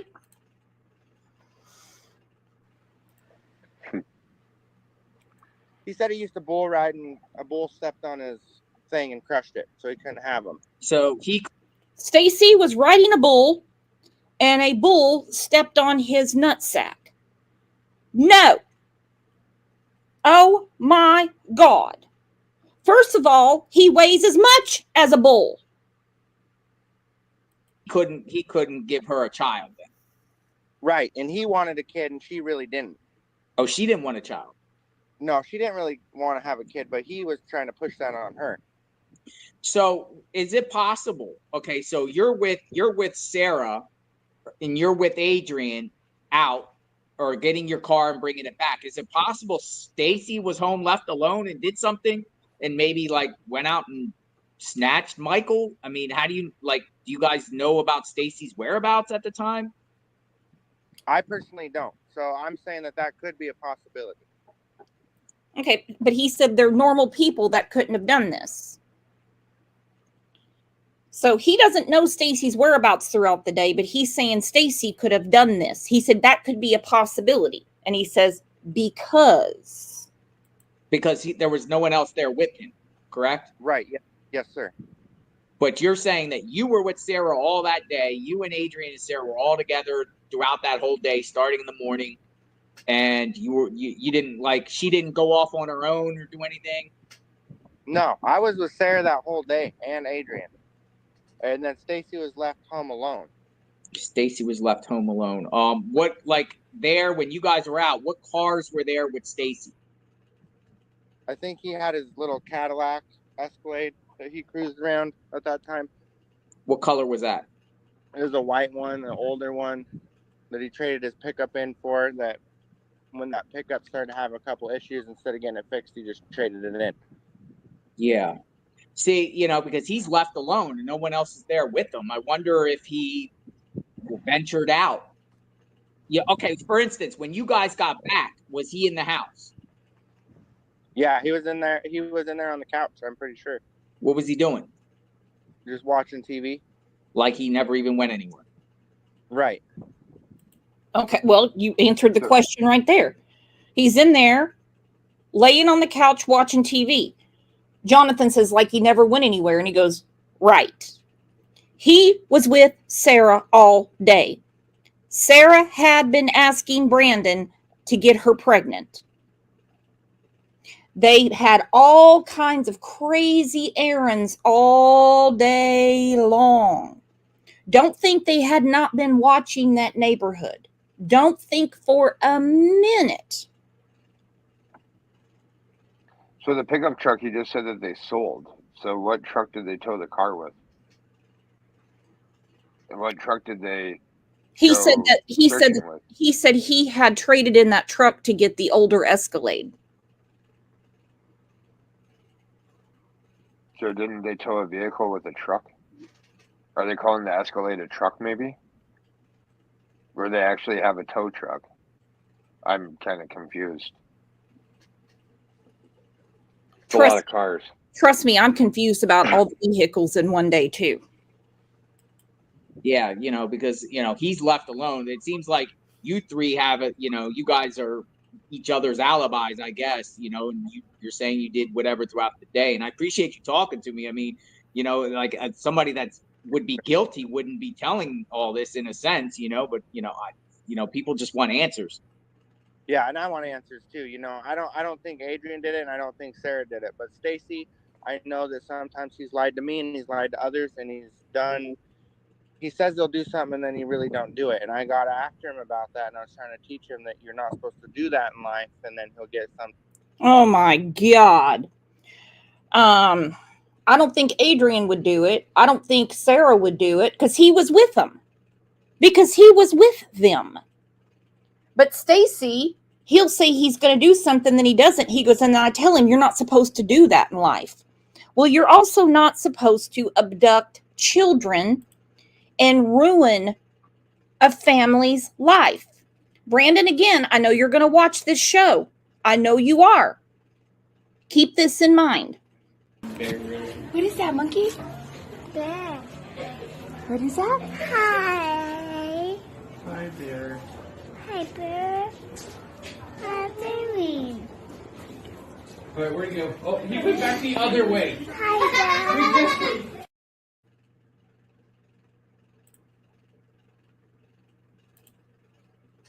You're not supposed to do that in life, Stacy. Sometimes mad at me, you know. So that's where my trail kind of ends, and that's where I'm kind of curious in my own head. With And Stacy. with Stacy, I'd like to talk to him personally, and if he was here right now, I'd be talking with him and say, hey, I know you and me didn't. I know that you broke my watch, and you know you thought I wanted to steal your girl or this or that, but that was all accusations. It's not true. I was just there to help you guys work, make a business, and pay the bills. That was my whole objective. So he was accusing you of trying to get with Sarah Yes, sir. Like every day. every day, but he didn't kick you out of the house. Right, because she liked me a little bit because I was kind of the cool guy on the block hanging out. I was kind of the cool guy on the block hanging out. So Stacy's accusing Brandon of trying to get with Sarah. All right, so we have that going on as well. On top of Brandon telling him you can't live your life that way. Trying to save the day, and he got a little bit jealous of it, and I wanted to kind of shut that down and say, hey, we're all friends. You keep your wife. You guys get along, and you guys stop doing that, kind of like a counselor or a mediator. Was he ever did you ever see him do any violence? No. He pretended to try to be a tough guy, try to do that kind of stuff, but he never did it when I was around. He's a pretty big dude. He's a heavy feller. He's like 450, 500 pounds. So, I mean, if you see him walk, does he get tired when he walks a short distance? Yeah, that's true. Well, you just told on yourself again, Brandon. Because again, we have said, I'm not unhealthy shaming or anything like that. But no way, in my opinion, could Stacy and Sarah catch a little kid. Any child. Monkey is very active. But Brandon could.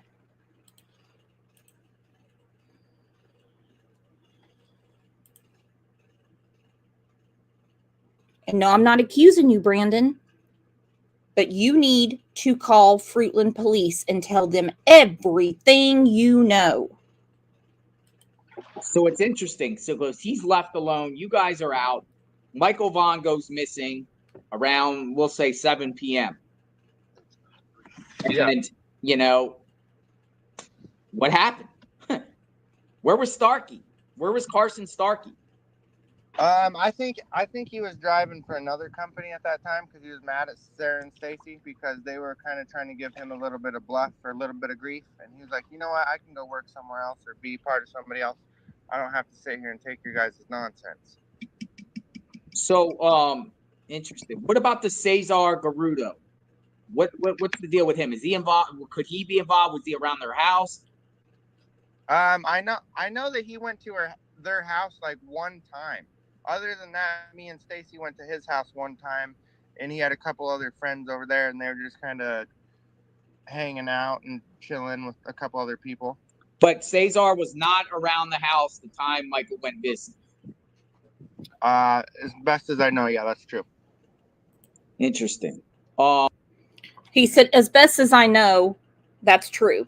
Here are Cesar Garudo. This is Cesar Garudo on the screen. Cesar Anthony Garudo, age 21.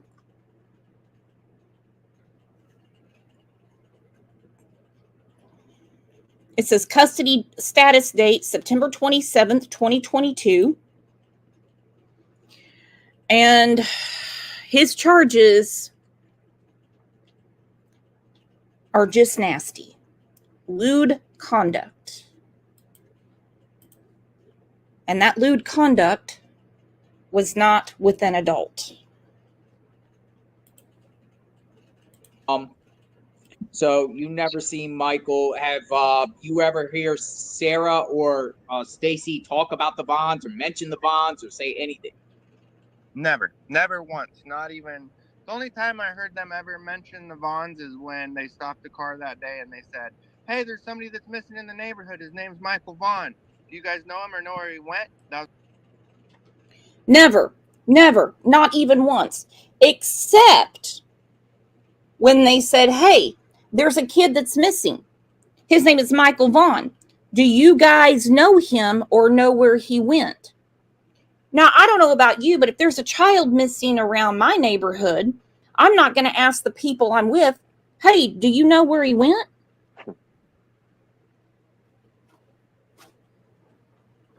Never, not, except once. That was the first time that came up to my attention. And then, as far as I know, they both said, no, we don't know where he's at. Let's go help look for him from that point. Interesting. Yeah. Man, I'm so scatterbrained here because it's just a mystery. It's a mystery. It is. That's all it is right now at this point, yeah. But you're assuring, like, if the Vaughns were watching. So Jonathan said, "It's a mystery." And he goes, "Yeah, that's all it is at this point." Right now, what would you say to Michael Vaughn's family? I would say don't lose hope. Keep your head up, keep your chin up, and know that he might still be out there somewhere because they never brought him into their house when I was there, not once. No little kids ever even came into that house, and I was there like a good majority of the time running a taxi business. You know what I mean? You lived there. What a thing to say to Tyler and Brandy. Keep your chin up. He could be out there somewhere. Keep your chin up. Keep your chin up. I was there the majority of the time. You lived there. Because he ran the taxi company. You heard him say that? Yep. So he was the one getting all these people to drive the taxis around everywhere. Mm-hmm. And he said there was a rumor that there was a tricycle and a child shirt. But he's saying no little kids were in the house. Well, none of them are going to ride a damn tricycle. And then, of course, we have the milk. Why did they have to go and get milk at the end of the day? They'd already been running all around. Brandy said, "Brandon, let's talk." And if Brandon decides to grab the link and come up, remember, we're going to be respectful and just ask him a few questions. I'm saying. Mm-hmm. And the people that I knew that was there, they seemed like they were all right, decent people that weren't trying to do that. They were just trying to have normal, everyday lives, you know? What is that? So they were just trying to have decent, everyday, normal lives. Oh, okay. Yeah, but they said, he keeps saying not trying to do that. He said it earlier in the interview too, and then he just said it again right now. And he says they're not trying to do that. And I believe that's what he said earlier in the interview too. Yep. What's your family think about what's going on? Did you tell them? Yeah, I told them. The police and the detectives and everything, they've been at my mom's house since I've been gone, doing like siding in Montana and stuff, trying to pay bills, and they're beside themselves and just scared and freaking out. Don't know what's. I bet they're beside themselves and scared and freaking out because the dogs hit at his mom's house. You can't explain that away. What's happening? What's going on? So do you feel like the detectives think you're involved, or they just want to ask you more about the Wanderers? What is the detectives' reasons of coming to you? I think they want to find out more about like the Wanderers and their lifestyle of how they are and what they do. And I'm probably the best guy to ask because I was there around them the most at that time.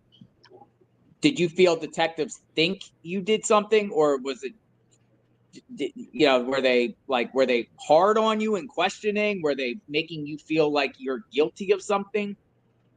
Well, they were pretty stern. You know, they wanted to get to the bottom of it, and they kind of interrogated me, and they were pretty rough and aggressive with it. And I said, "Listen, guys, I didn't do it at all. And if they're saying that this happened and that they did it, they know more about it than I did because when I was around them, they didn't act that way." So they're like, "Okay." And then from there, it's just been kind of like they hit me hard, and I told them everything I know, and then it's been a standstill. And we're just trying to see like who all was even at that point in time in history. So you're not nervous at all? Are you nervous about being arrested at all or anything? Yeah, that definitely crosses my mind every day, and I know that if I go back to Idaho, I'll be arrested immediately. And, they're going to talk about me about my marijuana charges, probably do 20, 30 days in jail myself if I go back. Fine Art on Fire said he needs to go back to Idaho. This was a comment he left on a previous show. He said, I'll pay his marijuana fine. I'll pay it. What's 20, 30 days in jail when you're on the run? I guarantee you won't sit there more than 15. Who cares? Granted, you won't have a hot tub and Coors. And if Fine Art on Fire says, I'll pay it, just to get your ass back to Idaho. First to talk, first to walk. You're going to get a better deal. And then from there. So you have pending charges in Idaho? Yeah, I have pending charges in Idaho just from probation and like possession of marijuana. And that's what I was in trouble with those guys for before. I appreciate your honesty with that. Appreciate your honesty. Yeah. So you're not going to go back in there and try to settle it, or do you think they're going to extradite you, try to scoop you up there where you're at? I think for now it's just a basis of I need to get back to work and get some money because I still owe them money on those charges. Yeah. So I kind of just came here trying to get to work because the other people I was working for, it was hard to get paid and pay all my bills on time. So I'm just trying to find a solution to make it peaceful for everyone and kind of find out what's going on here and get to the bottom of it. That's what's on my mind right now. The detectives. That's what's on my mind right now. Just want to get to the bottom of it, find some peace.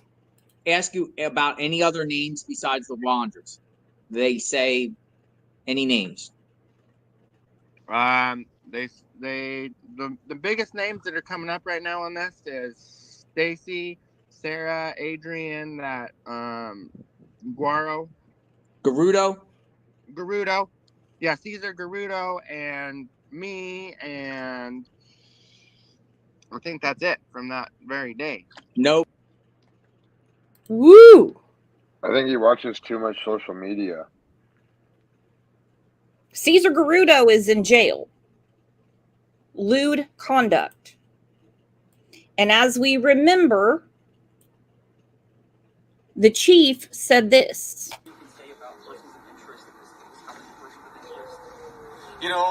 I'm not going to really get into too deep on the persons of interest, but I will tell you there are multiple. Okay. Are there any people that you interviewed or searched that have been non-cooperative? Yeah, there have been.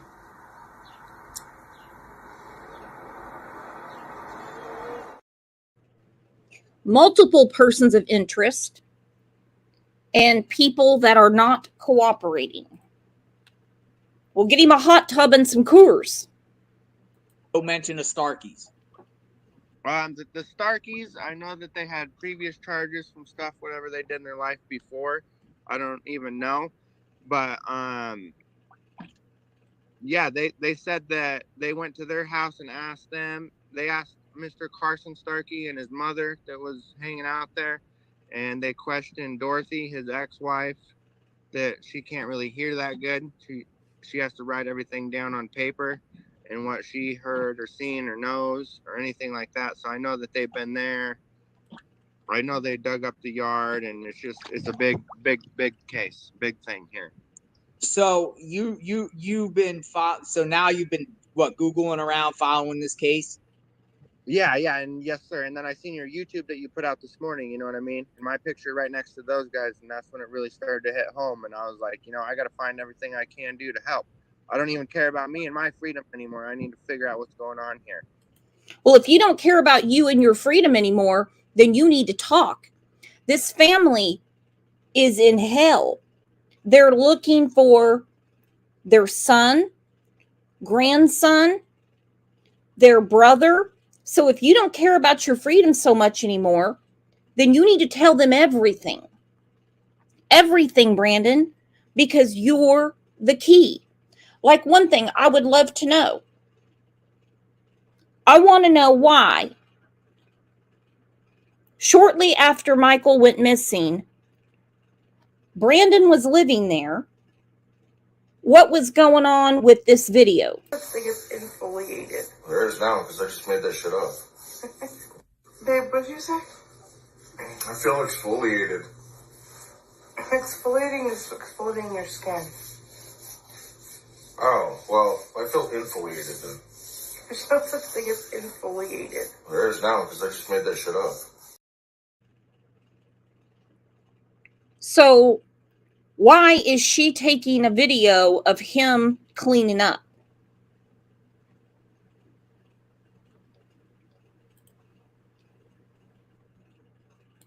And stop the lying and bring the truth to everything that I can and help.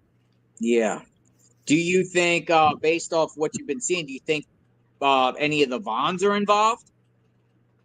At first, my very first thought on all that, I thought, well, maybe just the mom and the dad got in a fight about custody, because I got in a fight with my ex before about custody, and I know how that can go. So I thought it was just kind of like one of those things from the beginning.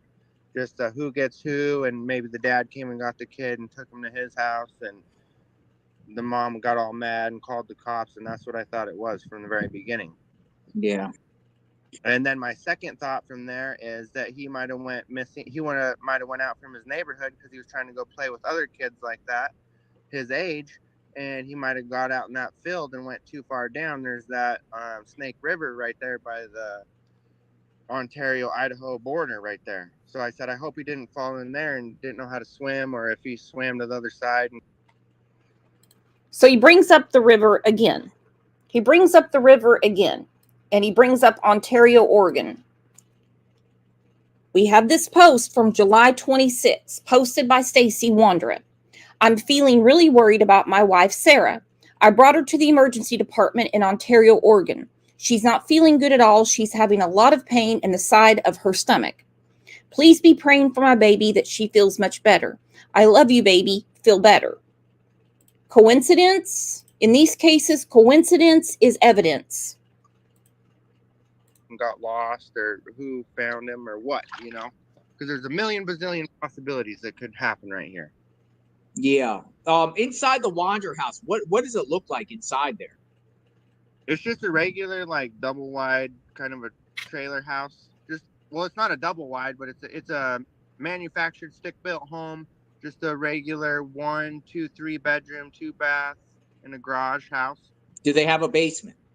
And they have a crawl space under there in their master bedroom. You walk in their master bedroom, take a right, and there's like this little crawl space right there. And I know that was open one day, and I went in there and looked, and there was like some kind of one of their cats that got down in there and pissed everywhere. Oh, really? Why were you looking down there? Because it was open. Oh, you were just seeing what it was. Yeah. What about an attic?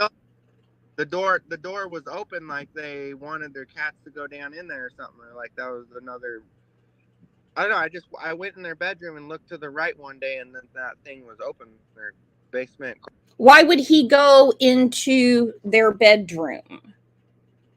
Why would he go into their bedroom? And he happens to see this crawl space.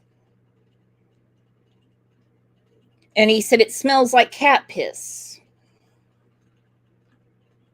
He knows a lot. He is the key to all of this. Lisa, we're on the same page. How would he know about a crawl space, and why would he go in their bedroom? Why?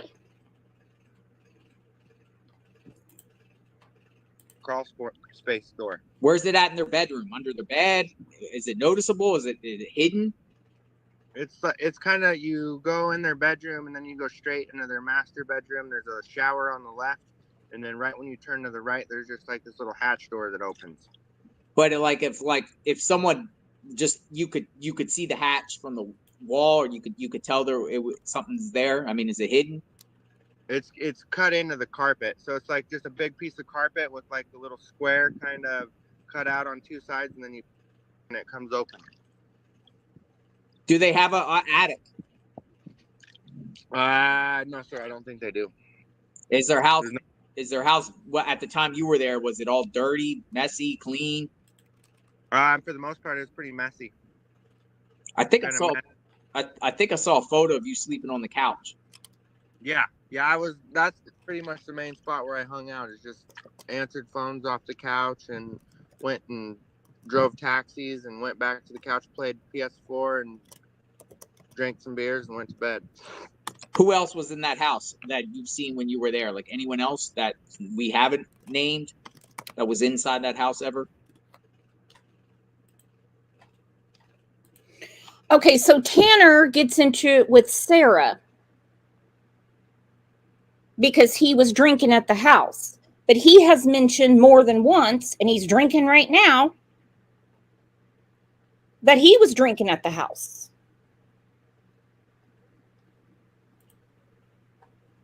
And yes, for those that are asking, law enforcement's all over this. All over this. They have thoroughly searched that home. I think there was like three or four people at least when I was there that came there. And this one guy, he got in trouble for like a BB gun and some knives or something like that. He went outside the house because him and another person other than Tanner got in a fight with Sarah about staying in the house and God and religion and all that. And he went cruising around the neighborhood and he had like some kind of a knife still. And he was threatening that if he doesn't get to come back in the house, then he's going to like slice some people up or do this and that. What's his name? I'm not quite sure on that. It was just some guy that was kind of walking the streets of Ontario. And they brought him to the house. Yes, sir. Yeah, he was like a homeless guy in Ontario that they met one day and they just brought him back to his house. Interesting. It does seem like it goes into a pattern of them just bringing people off the streets, or, people just, they feel like they want to help and bringing strangers into their home. Yeah. So if something did happen, it happened like that. You know what I mean? Just people that you don't even know who the hell they are or what they're doing or what their motives are. And they just bring them in like their family. You know what I mean? Okay, so we have the non-drinker, non-drug user Sarah and Stacy. We have the uber religious Sarah. So why do you want to hang with a bunch of criminals? Why is Brandon okay to get tanked around the house, but Tanner wasn't? Do you see where I'm going? Level? Yeah. And the other thing is it seems to me like throughout this interview, like I've listened to it several times, but it seems more and more to me that he was the one running the household. He was the one answering the taxi calls. He was the one making the taxi business run and being operated. And more as he tells, it's like he's the one that took care of the house. He's the one that did all the things for them. Damn right. You're exactly right. And he was also the pseudo substitute husband to Sarah. Hell, he probably slept between them.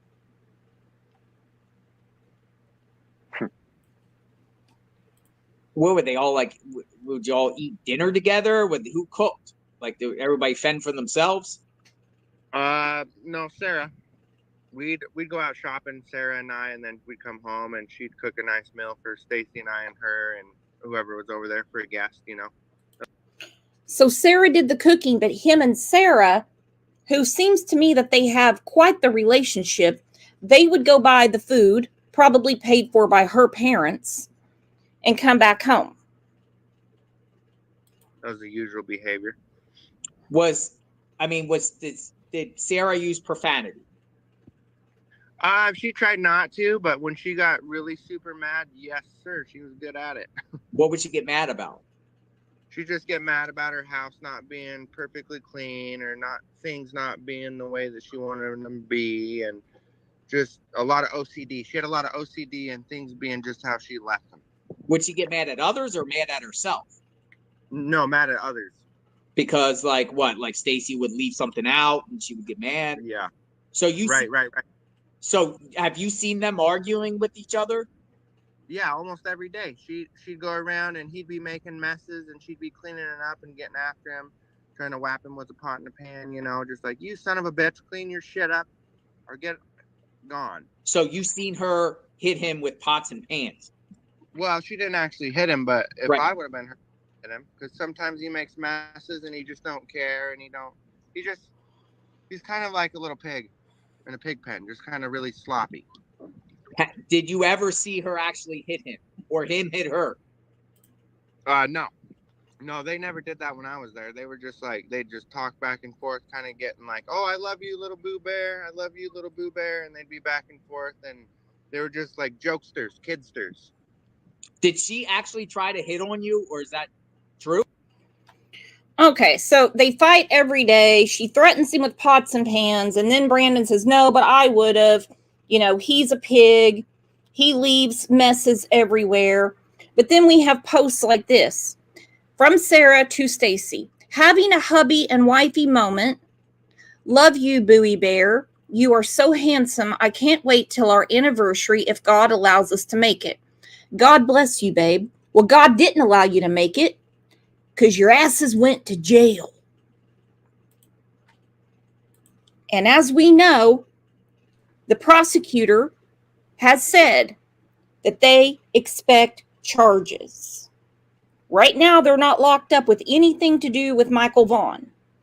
She was arrested one time. It was dropped, not totally, without prejudice, for concealing the death of Little Monkey. True or no? Yeah, that's true. Yeah, she liked me. She was trying to get at me pretty good there for a long time. And I said, hey, listen, you're married. You know what I mean? We can't even be on the same couch chilling together doing this and that. And I'm not going to give you and Stacy a kid. And I'm not going to do that. I'll help you guys do taxi. And other than that, I'm going home. And that's what made him mad. She actually said she wanted you to give them a kid. Well, she said that before, and like when they were hanging out in Vegas, living in Vegas, that she said that she tried to do that with somebody else before, and they wanted to know if I'd be able to do that for them. And I said, yeah, probably not. Interesting. What were they doing in Vegas? I think they just went over there and they had some friends or doing taxis over there. Okay, so Brandon obviously needed a place to live. All right?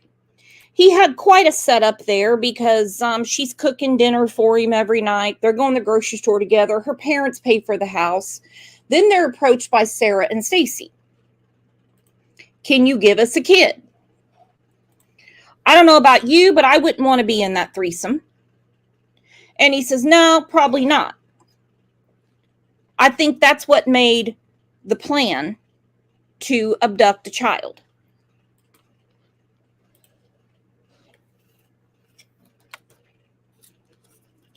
And like Brandy said, Brandon, you need to tell us where Michael is. You said he's out there somewhere. You said for the family to keep their chin up. So tell him. Just tell him.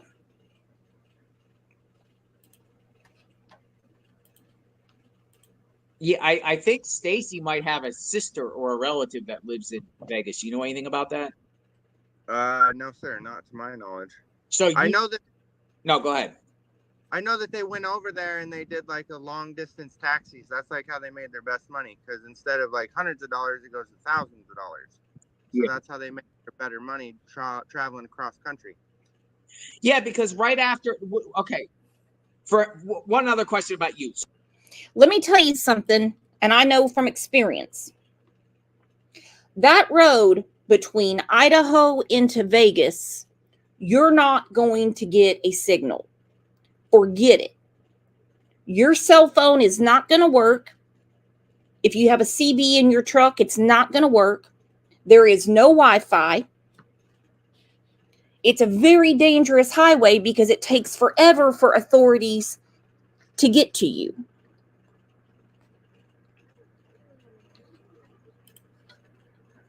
So you done no sexual stuff with Sarah ever?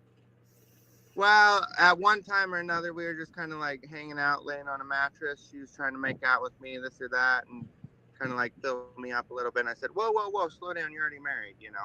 So from there, that was about the part. So she's doing this while she's playing the God card, religious card. Right. Yeah. That's why I don't like religion. It puts a bad taste in my mouth and others. It's like, you can't do stuff like that if you're going to pretend like you're holier than thou, you know? Yeah. Now, do you know anything about their trip to Texas in like around, I guess, a couple months after Michael Vaughn went missing? They went to Texas? No, sir. I know nothing about that recent. Now, I do recall them saying something about that previously where Sarah lived in Texas with another man. Okay. Now, I don't know nothing about that, but I know it was kind of like not a good deal. So it's my belief that Sarah was once married prior to Stacy. I believe it was to a last name of a guy named Chambers. Yep, that might be him. Ricky Chambers, I believe. Yep, I think that sounds right. So he does have ties to Texas and Arkansas and Oregon. So maybe that's why she was there. I don't know. Did she ever talk about her ex-husband? She talked about him a couple times, about like how she wanted to get out of there, and then he got mad one time and kind of locked her in a room, and they were fighting way back in the day before I knew her. That's all I heard about it. When and where did Stacy get married to, or Stacy and Sarah get married? Where? When and where? I think they got married somewhere in Montana, and just like not too much. They were only married for a year or two before I met Stacy. And then after that, he was like, hey, you want to come to my house and hang out and bring the barbecuer in and meet my wife, and we'll have a good time. Like I think his grandpa taught him and instilled like some family values into him. So Stacy's a good guy when he don't lie, but he's got some kind of fetal alcohol syndrome, which prevents him from being normal. Yeah. I think it's the same thing. So what? Okay, but earlier you said they're just normal people trying to run their business. Now he's got fetal alcohol syndrome that prevents him from being normal. Yeah, I think that's why I brought up earlier that it's like Brandon's running everything that's going on there, because it's kind of, I don't know how to say it. I guess I could just be forthcoming and say that he's preying on people that might not be mentally capable of running a business or doing things all on their own. Just a thought. Oh, he's running everything. And Brandy caught it. And again, I've had conversations with Brandon. He's saying he met Stacy first, and Stacy said, oh, come in the house and meet my wife, and we're going to barbecue. All that stuff. He has said before that he met Sarah first through the taxi business.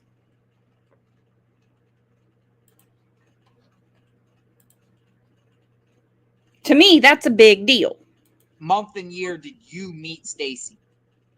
I probably met him in like 2020 or 2019, something like that, a couple years back. And then I helped him with this. There was this other gentleman, his name was Labor Dave, and he had a lawn mowing business and a furniture moving business. And that's where we met, is when I was a U-Haul driver and I helped go around move everybody's furniture, me and him. What And he town was struggled. that in? That was probably in like Boise, Idaho. Okay, so you met him in Boise. Yeah. According to his court stuff, he got out of jail or prison or jail in May of 2020. Yep. So right after he got out, just a little bit after he got out, that's when I met him. And I thought he was just a normal person, but comes to find out, the more you hang out with him every day, stuff started to get weird from there. Like what weird? Like just daily activities and daily behavior. He'd try to be a businessman, but he tried to take on more than he could. He tried to bite off more than he could chew. You know what I'm saying? So he tried to say, hey, we're going to go out here and we're going to buy this storage shed and we're going to move it all here. And then we'll resell it and we'll make good money and it'll be good for the family. You guys ready to go out and do that? And then when it came time to doing the work, you'd find just me and Sarah trying to scoop things up. And he'd be like, come on, guys. I can't walk around right now because my feet hurt because I'm overweight. Wow, interesting. Yeah. He'd make you feel bad for the guy, and then you're like, well, shit, I'll give you a hand. And then after that, you're just getting looped into one thing and another, and then it's just he just never stops being.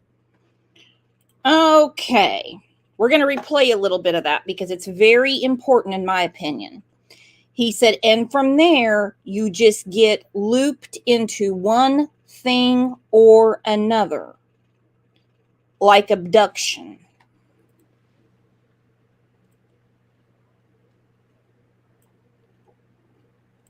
Well, shit, I'll give you a hand. And then after that, you're just getting looped into one thing and another, and then it's just he just never. You get looped into one thing or another.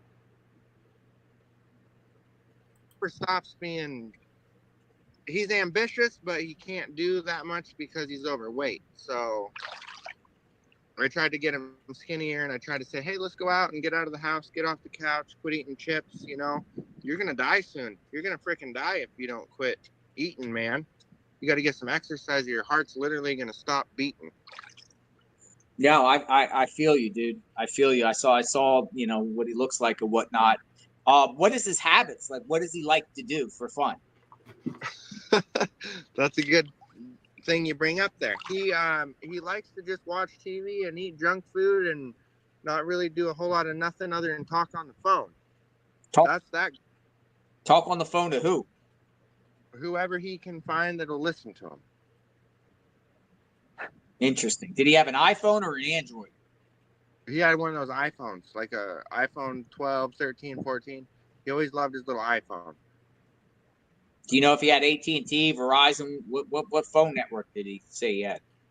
I think he was with Verizon when he started his new company, and then he went with those guys, and then the bill got up in excess of $15,000, $20,000. Wow. And then from there, he couldn't pay it, and he said, oh, no, what do I do? Can you help me with my bills? And I said, well, sure. Let's look at the bill. How big is it?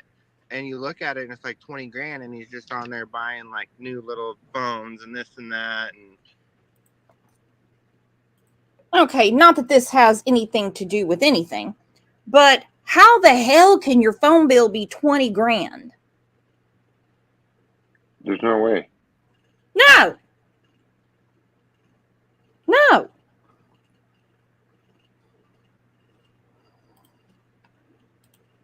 He's always taken on more than he can handle, and that was the biggest issue with me and Stacy. Yeah. Did he ever talk about kids? Not really. Not usually, no. That's why this strikes me as strange. The only time that happened is like once or twice during the whole 1 or 2 years that I was there, and he's like, now it's 1 or 2 years he was there, and we know he was there longer because she took a picture of him on the couch. Did he ever bring up kids? No. What the hell are you talking about? They said when they went to Vegas, they were trying to get someone to knock up Sarah. They tried to get you to do it, Brandon. Of course you had conversations about children. You are the entire key to what happened to Michael Vaughn. I'd like to have a kid for when I pass away, because it'd make my wife happy. Just like you guys are saying on your video or whatever, that is true. It's confirmed. So the videos that I've put out that you've seen, what is not true that you've seen that you noticed that with me covering this case, what is not true?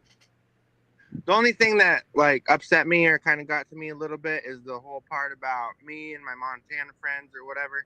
That's Guthrie Builders, and he does a good job. He builds houses and does siding and stuff. And me and him are great friends. We have been for years.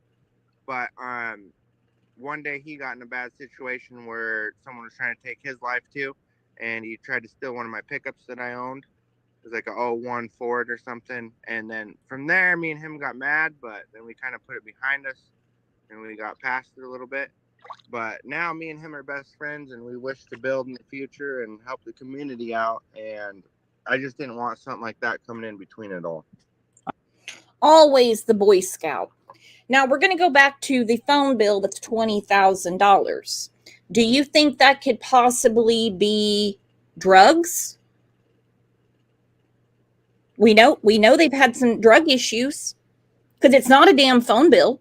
And he says to Brandon, "Can you help me with the bill?" And he says, "Yeah." I think that the 20,000 could be more towards guns, maybe, because that's what they're like been charged with. That's just a thought. I mean, I don't know. That's a lot of money, though. Only thing I can think of that he would owe 20,000 on,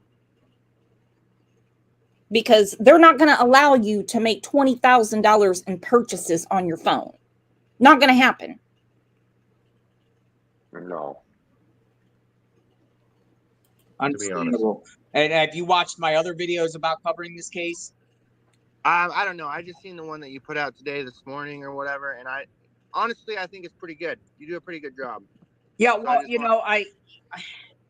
I'm still suspect of you, but I still appreciate you speaking, and it puts more like you got nothing to hide, right? You got nothing to hide by sharing all this, because usually the experience with people have done things, unless you're psychotic and you just are guilty and you're just acting like you're not. And there's people out there like that, like Chris Watts. There's other cases that, he goes right in front of the cameras and says he didn't do it, whatever. But you're willing to talk. You're willing to share your side. And, yes, sir. People will have a different perspective about this, because there's millions of people following this case. Holy smokes. Yeah, Now that he didn't want to hear. So when Jonathan says there's millions of people following this case, he went, "Holy smokes." Now, why would that get a reaction out of him? Because Stacy asking him to knock up Sarah, he just goes, no. No.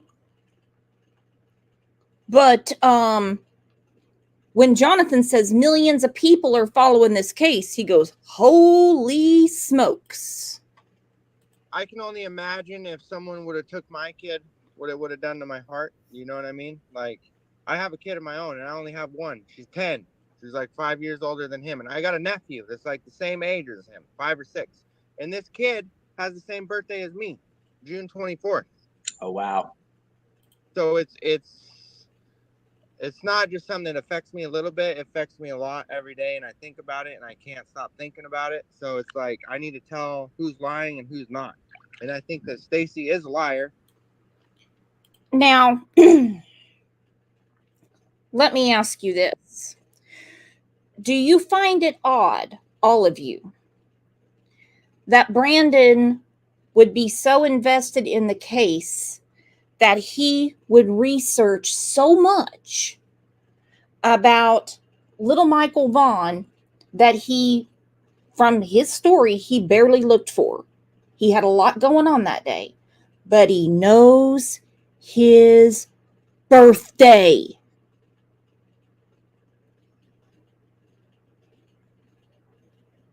He knows Michael's birthday. I don't know about you guys, but I have to kind of remind my husband when like Valentine's Day is coming up. I have to remind him when my birthday's coming up. I'll say our anniversary's coming up. But he knows Michael's birthday.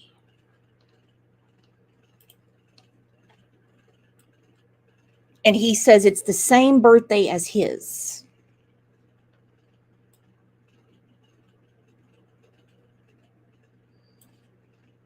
Just acting like you're not. And there's people out there like that, like Chris Watts. You know, there's other cases that, you know, he goes right in front of the cameras and says he didn't do it, whatever. But you're willing to talk. You're willing to share your side.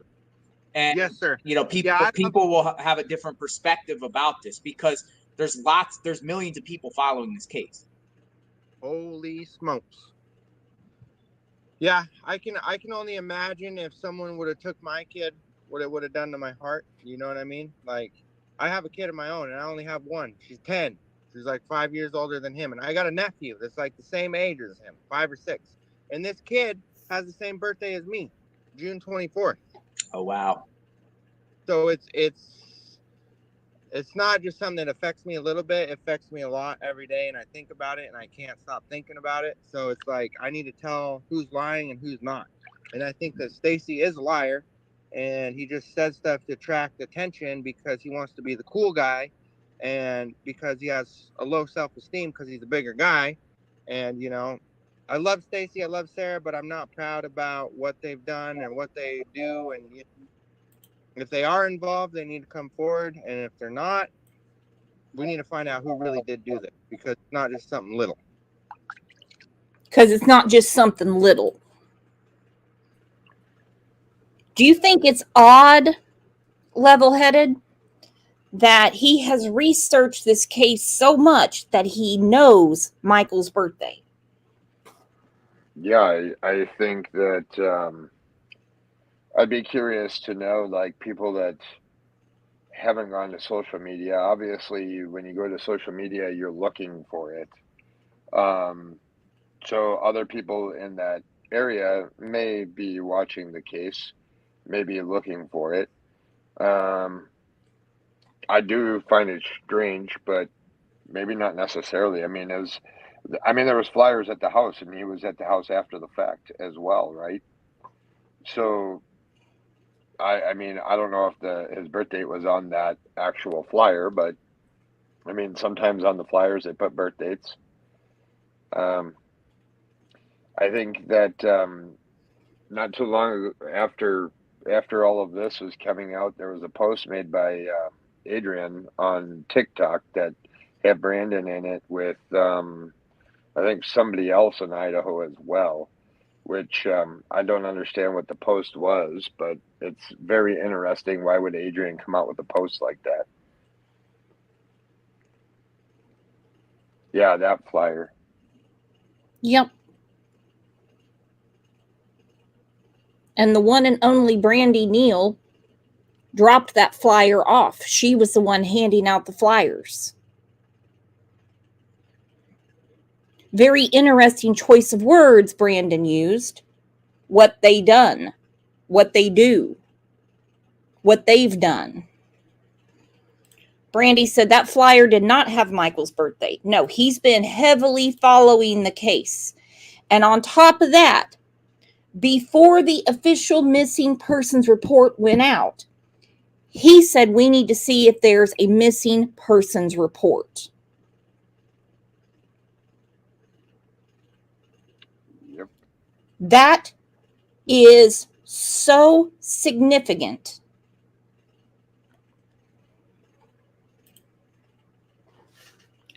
That he said it. I'm not putting words in his mouth. B-Dog Shirts, Brandon Shirtliff. He said we need to find a missing persons report.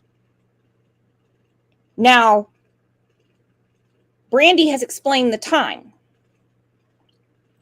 So 911 was called after 7 o'clock. The official dispatch went out for a missing person, missing little Michael Vaughn, around 8:20 p.m. Why was he telling Sarah we need to see if there's a missing persons report.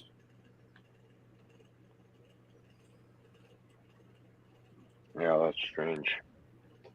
He said because the neighborhood was on high alert. Okay, well then get out and search for Michael. Don't say we need a missing persons report. What do you think you're going to read in it? I agree with Lisa. I tell you what, when she said it's because he wanted to read in the report if anybody witnessed the abduction. All right, JLR did ask about where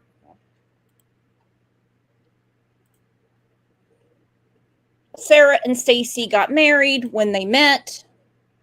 This is their ceremony.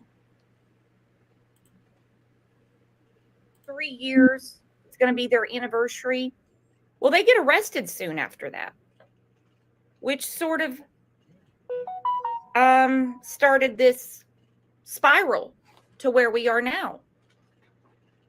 The excavation in their backyard.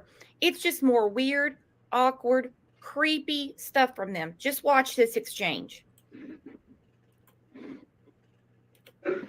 Yes. All right. We have rings or no? All right. We are gathered here today to join this man and this woman in matrimony. Now I charge you both to remember that love and loyalty and a constant effort to make each other happy are the foundation of a happy home and a successful marriage. If the vows you're about to make are kept, your home will be full of joy and abiding peace.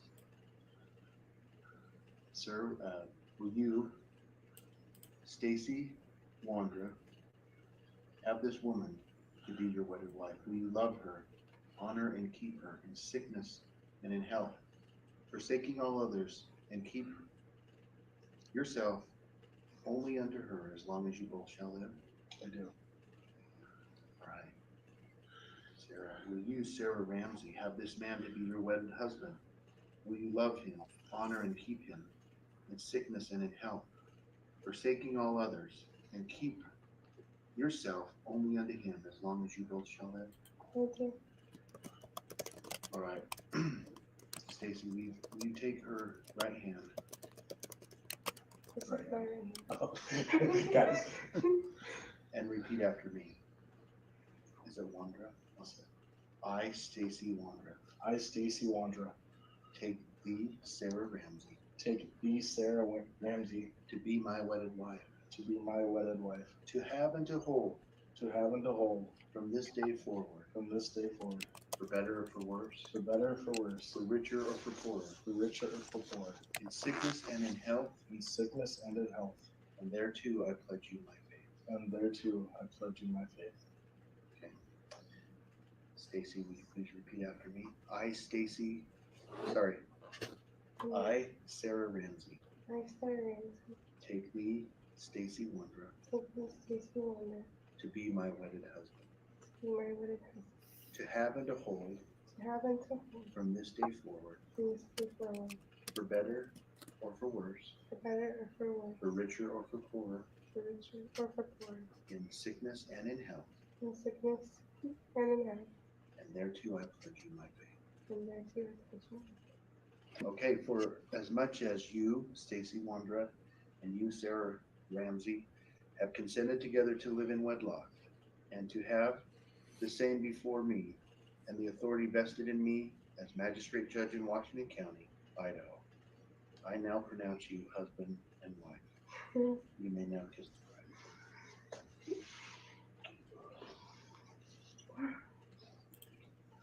bride. What the hell is that wrestling move in front of the judge? The hell is this?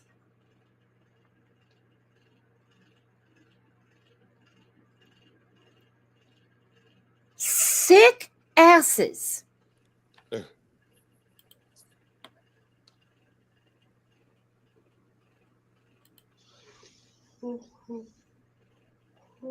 I now have the pleasure of presenting Mr. and Mrs. Stacy and Sarah Warren. I'm going to send that to JLR. What the hell is going on there? The hell? I mean, they're locking up like two damn bears. What in the hell is going on? And Brandon, I know you're going to watch this because you keep up. And anywhere you see Michael Vaughn hashtag, you watch. Especially when you see your face.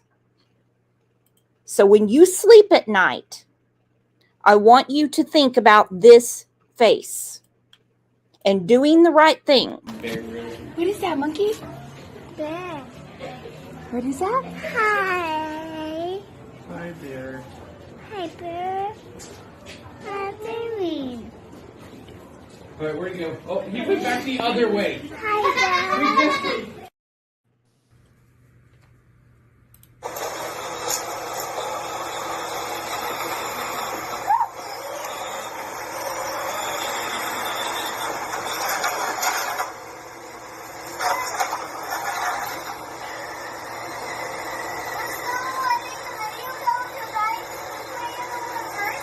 Yeah.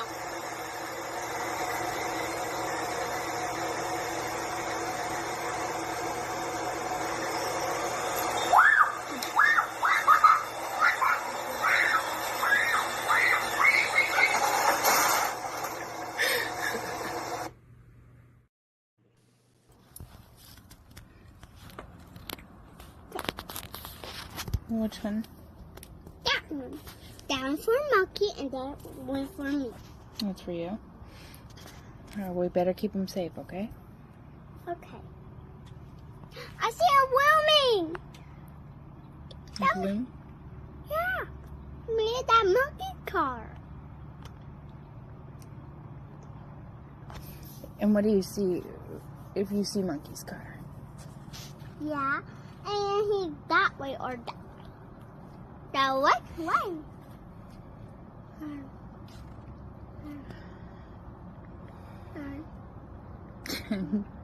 You like that one?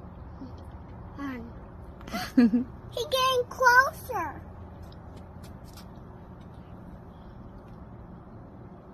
Oh, Marshmallow. You're sad about Monkey? I am very sad about Monkey, my love. Yeah, me too. I miss him. I miss him so Hey, much. let's draw him a picture. Yeah, let's draw him pictures. More pictures? Lots of them? Mhm. Okay. Yeah, let's throw a picture at him and put it on the sidewalk. He see it. Yeah? Uh-huh. I make a sign for him. I make a mermaid. He loves mermaids. He loves mermaids. Okay. All right, well, let's go get the chalks. Mommy's got to go get them.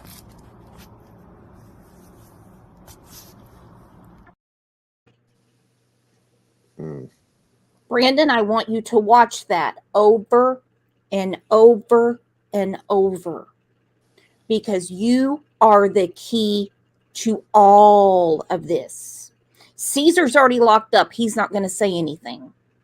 Sarah's already locked up. She's not going to say anything. Stacy's locked up, all on unrelated charges.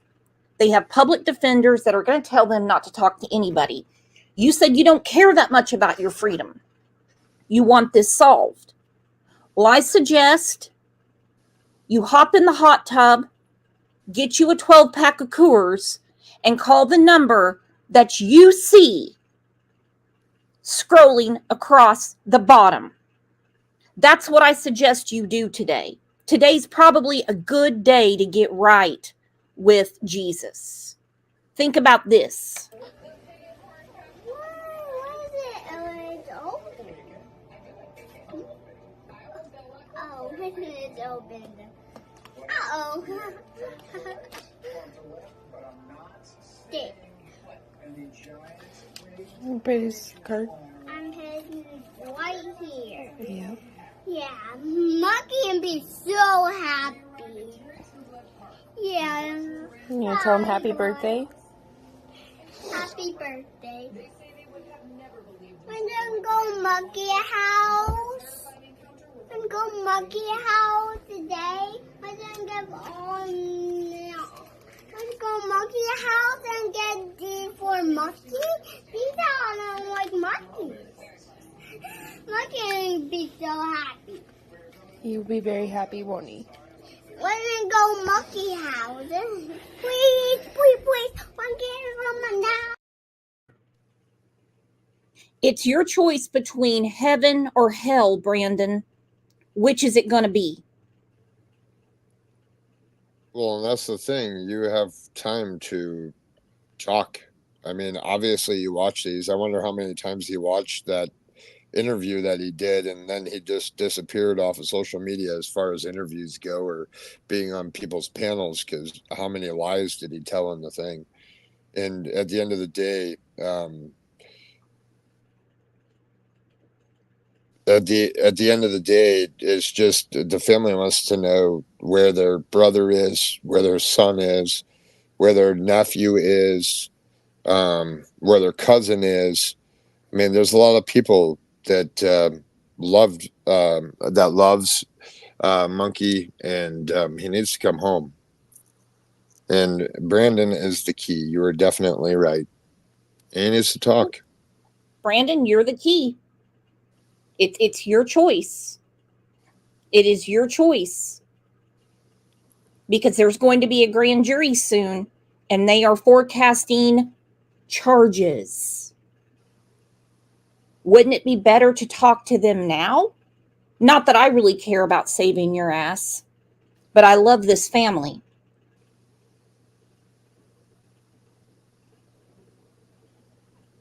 You say you can't stop thinking about the case of Michael Vaughn. You know his birthday, Brandon. You know his birthday. You won't go to Idaho because you're worried about getting locked up for pot charges. So you're hiding out in other states. Many different cars that day. You decide at the end of the day to go get milk. The only time I have run out to get milk was for a child.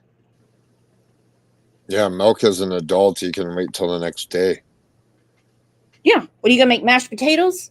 You'll just bake them. Nobody's going to do that.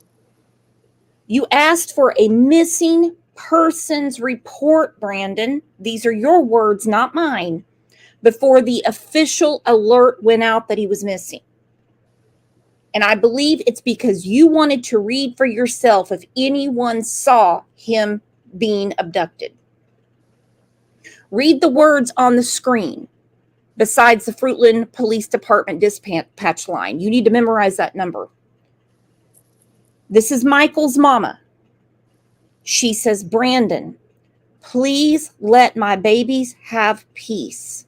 Let them know where their brother is, please.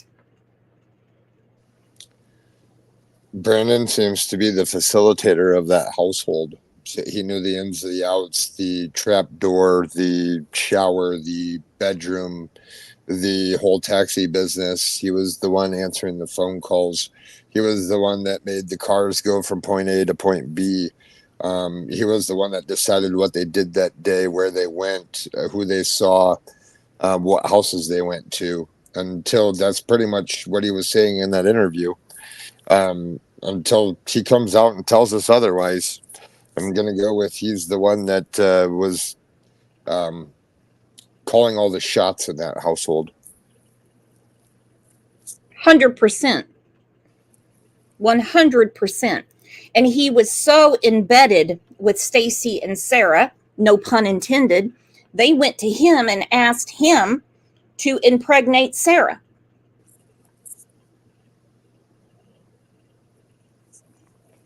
I guess old Stacy was getting tired of dipping her in flour looking for the wet spot.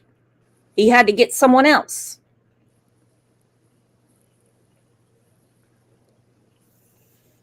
Yeah, and I don't know where his long-time friend Adrian's hiding these days, but I'm pretty sure it's in Ohio. But he goes from long-time friend to somebody that was at the airport and called and needed a taxi ride, so we let him stay at our house. There's got to be, nobody goes and picks somebody up at a taxi service and takes them back to their house without knowing them. If they did, that's weird, strange. Well, I can't tell you how many cases we've covered over the years where the suspects can't remember time and can't remember the people they're around. I think their name was, and it'll turn out to be a name common. Not that Caesar's a common name. He knows these people. He knows them well. He knows them well. Yep. Well, Level, I want to say thank you so much for being such a great friend to me, to this channel, to the Vaughn family, for keeping Monkey's case out there. Excuse me. And if you guys could please, please, please share his picture. It's the only thing his parents ask. They don't throw out their Cash App. I've begged Brandy for an Amazon wish list, and she's like, oh, I'll work on that. They don't have time. Oh, Brandy, hang on.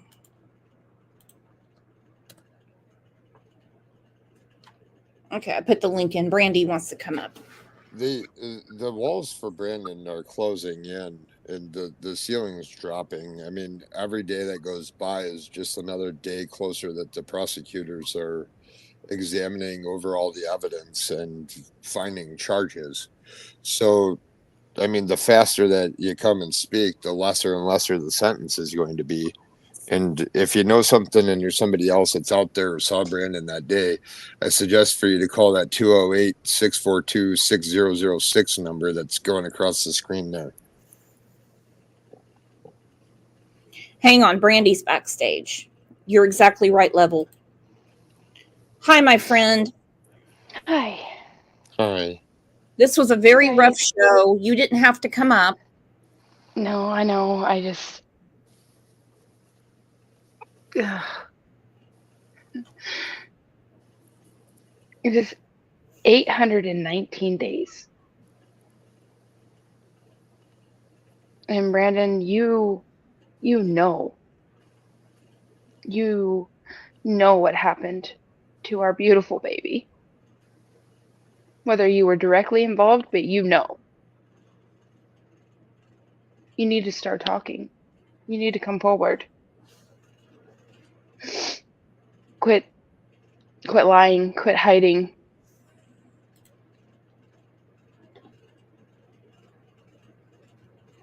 Please tell us where Michael is. Let our family have some rest, please.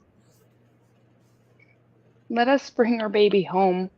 We've worked tirelessly, endlessly. Law enforcement.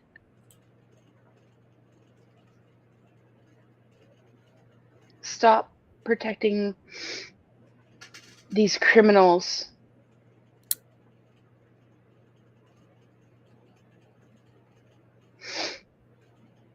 And I will say this out loud. Your mama doesn't live too far from me.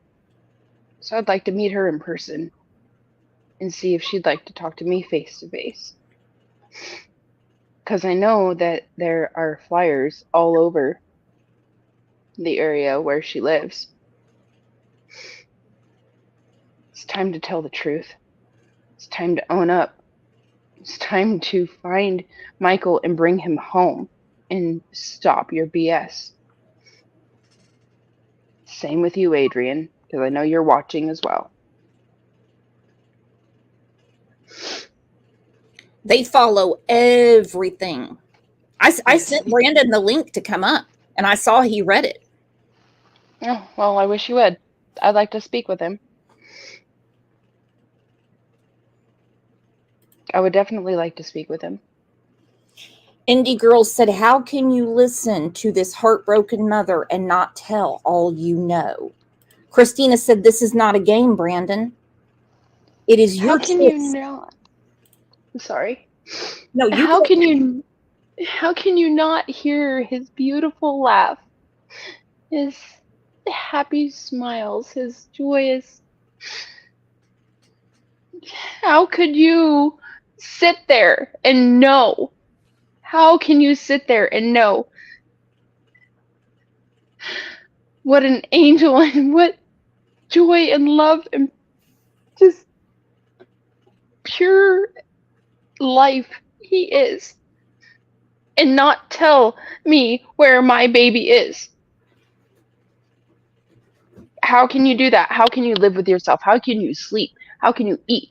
I hope, I pray that you don't sleep. I pray you don't eat. I pray that you don't get anything out of goodness in life.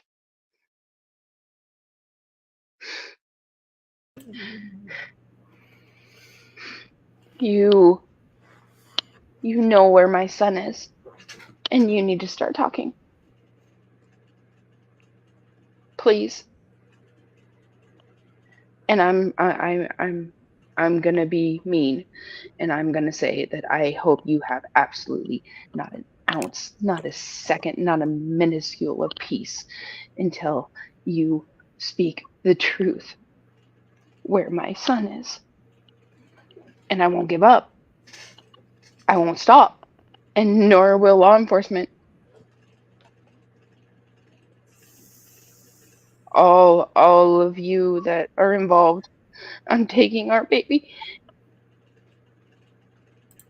just know we'll never give up, and we're coming for you, and I promise that. I pinky promise that. And I don't break my pinky promises. I swear on my soul.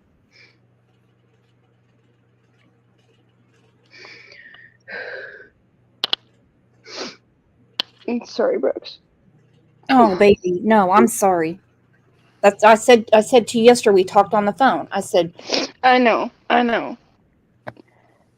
Anything for Monkey, anything for our loves. And it's not just Monkey, you know, it's all our babies. They miss him so much. Oh, hiya. Oh, I'm crying, so Puppy's taking care of me. Good girl. Good girl. Yeah, I'm okay. I'm okay. You love your babies. Yes. Your sister's in here. Yeah, hi, Lynn. Oh, my sissy. Yeah. I love She was you. here last time, too.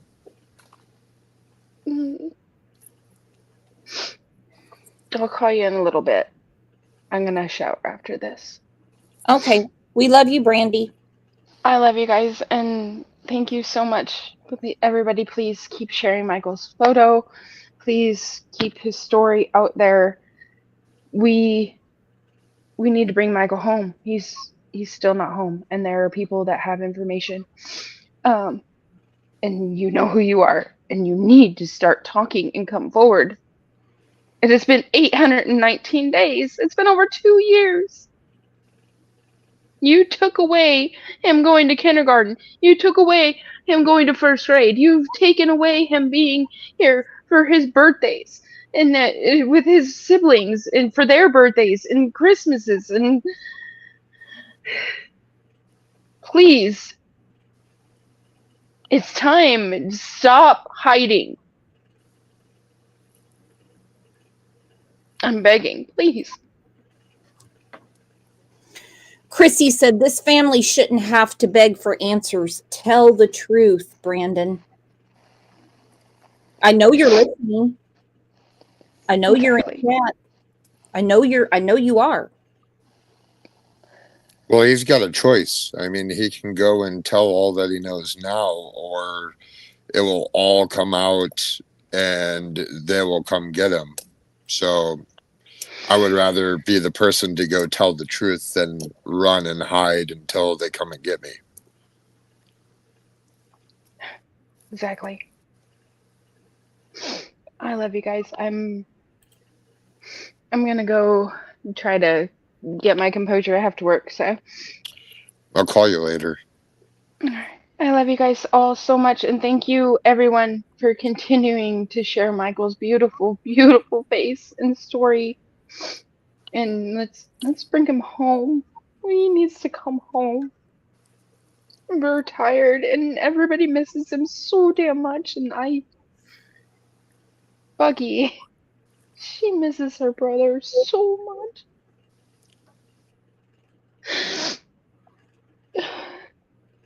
How can you hear this, Brandon, and not call the number that's scrolling at the bottom? I'm gonna go. I love you guys. Be kind to each other, please. Take care of each other. Bye, y'all.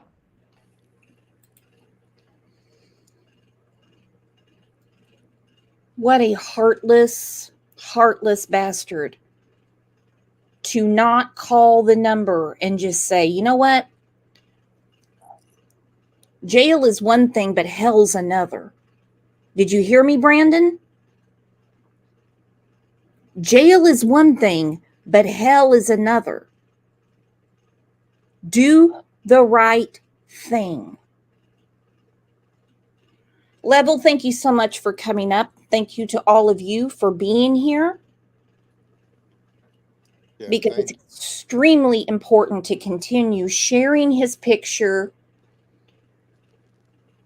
being supportive of the family, and just keep sharing his picture. That's all they're asking for.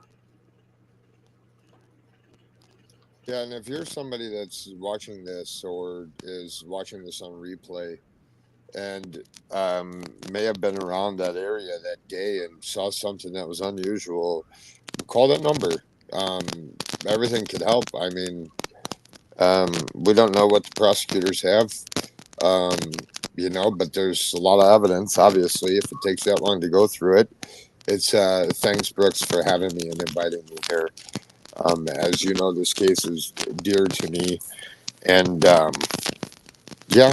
thank you. And everybody in chat, it's hard to watch chat and be on panel at the same time. And I saw all of you say hi earlier. And until the next time, Brooks. All right. Thank you, my friend. And thank you to all of you. I know there's a lot that goes on the YouTube streets, but you guys are always here for the right reasons. And it's amazing that you're here every morning to discuss these cases. Michael needs us to keep his name out there. He does. And Brandon,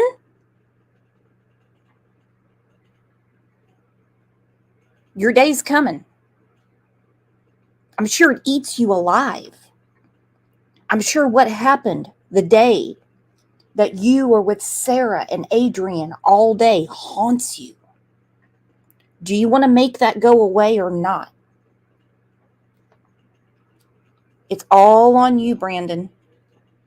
All right, guys. I was going to have another show later this afternoon. I had to reschedule it because I have a meeting. So if I don't see you around the YouTube streets, Facebook, Discord, then I'll see you back here tomorrow at 9 a.m. Thank you to the moderators. You guys are absolutely the best mod squad on the streets, and you guys are the best chat and best community ever. I'll see you tomorrow.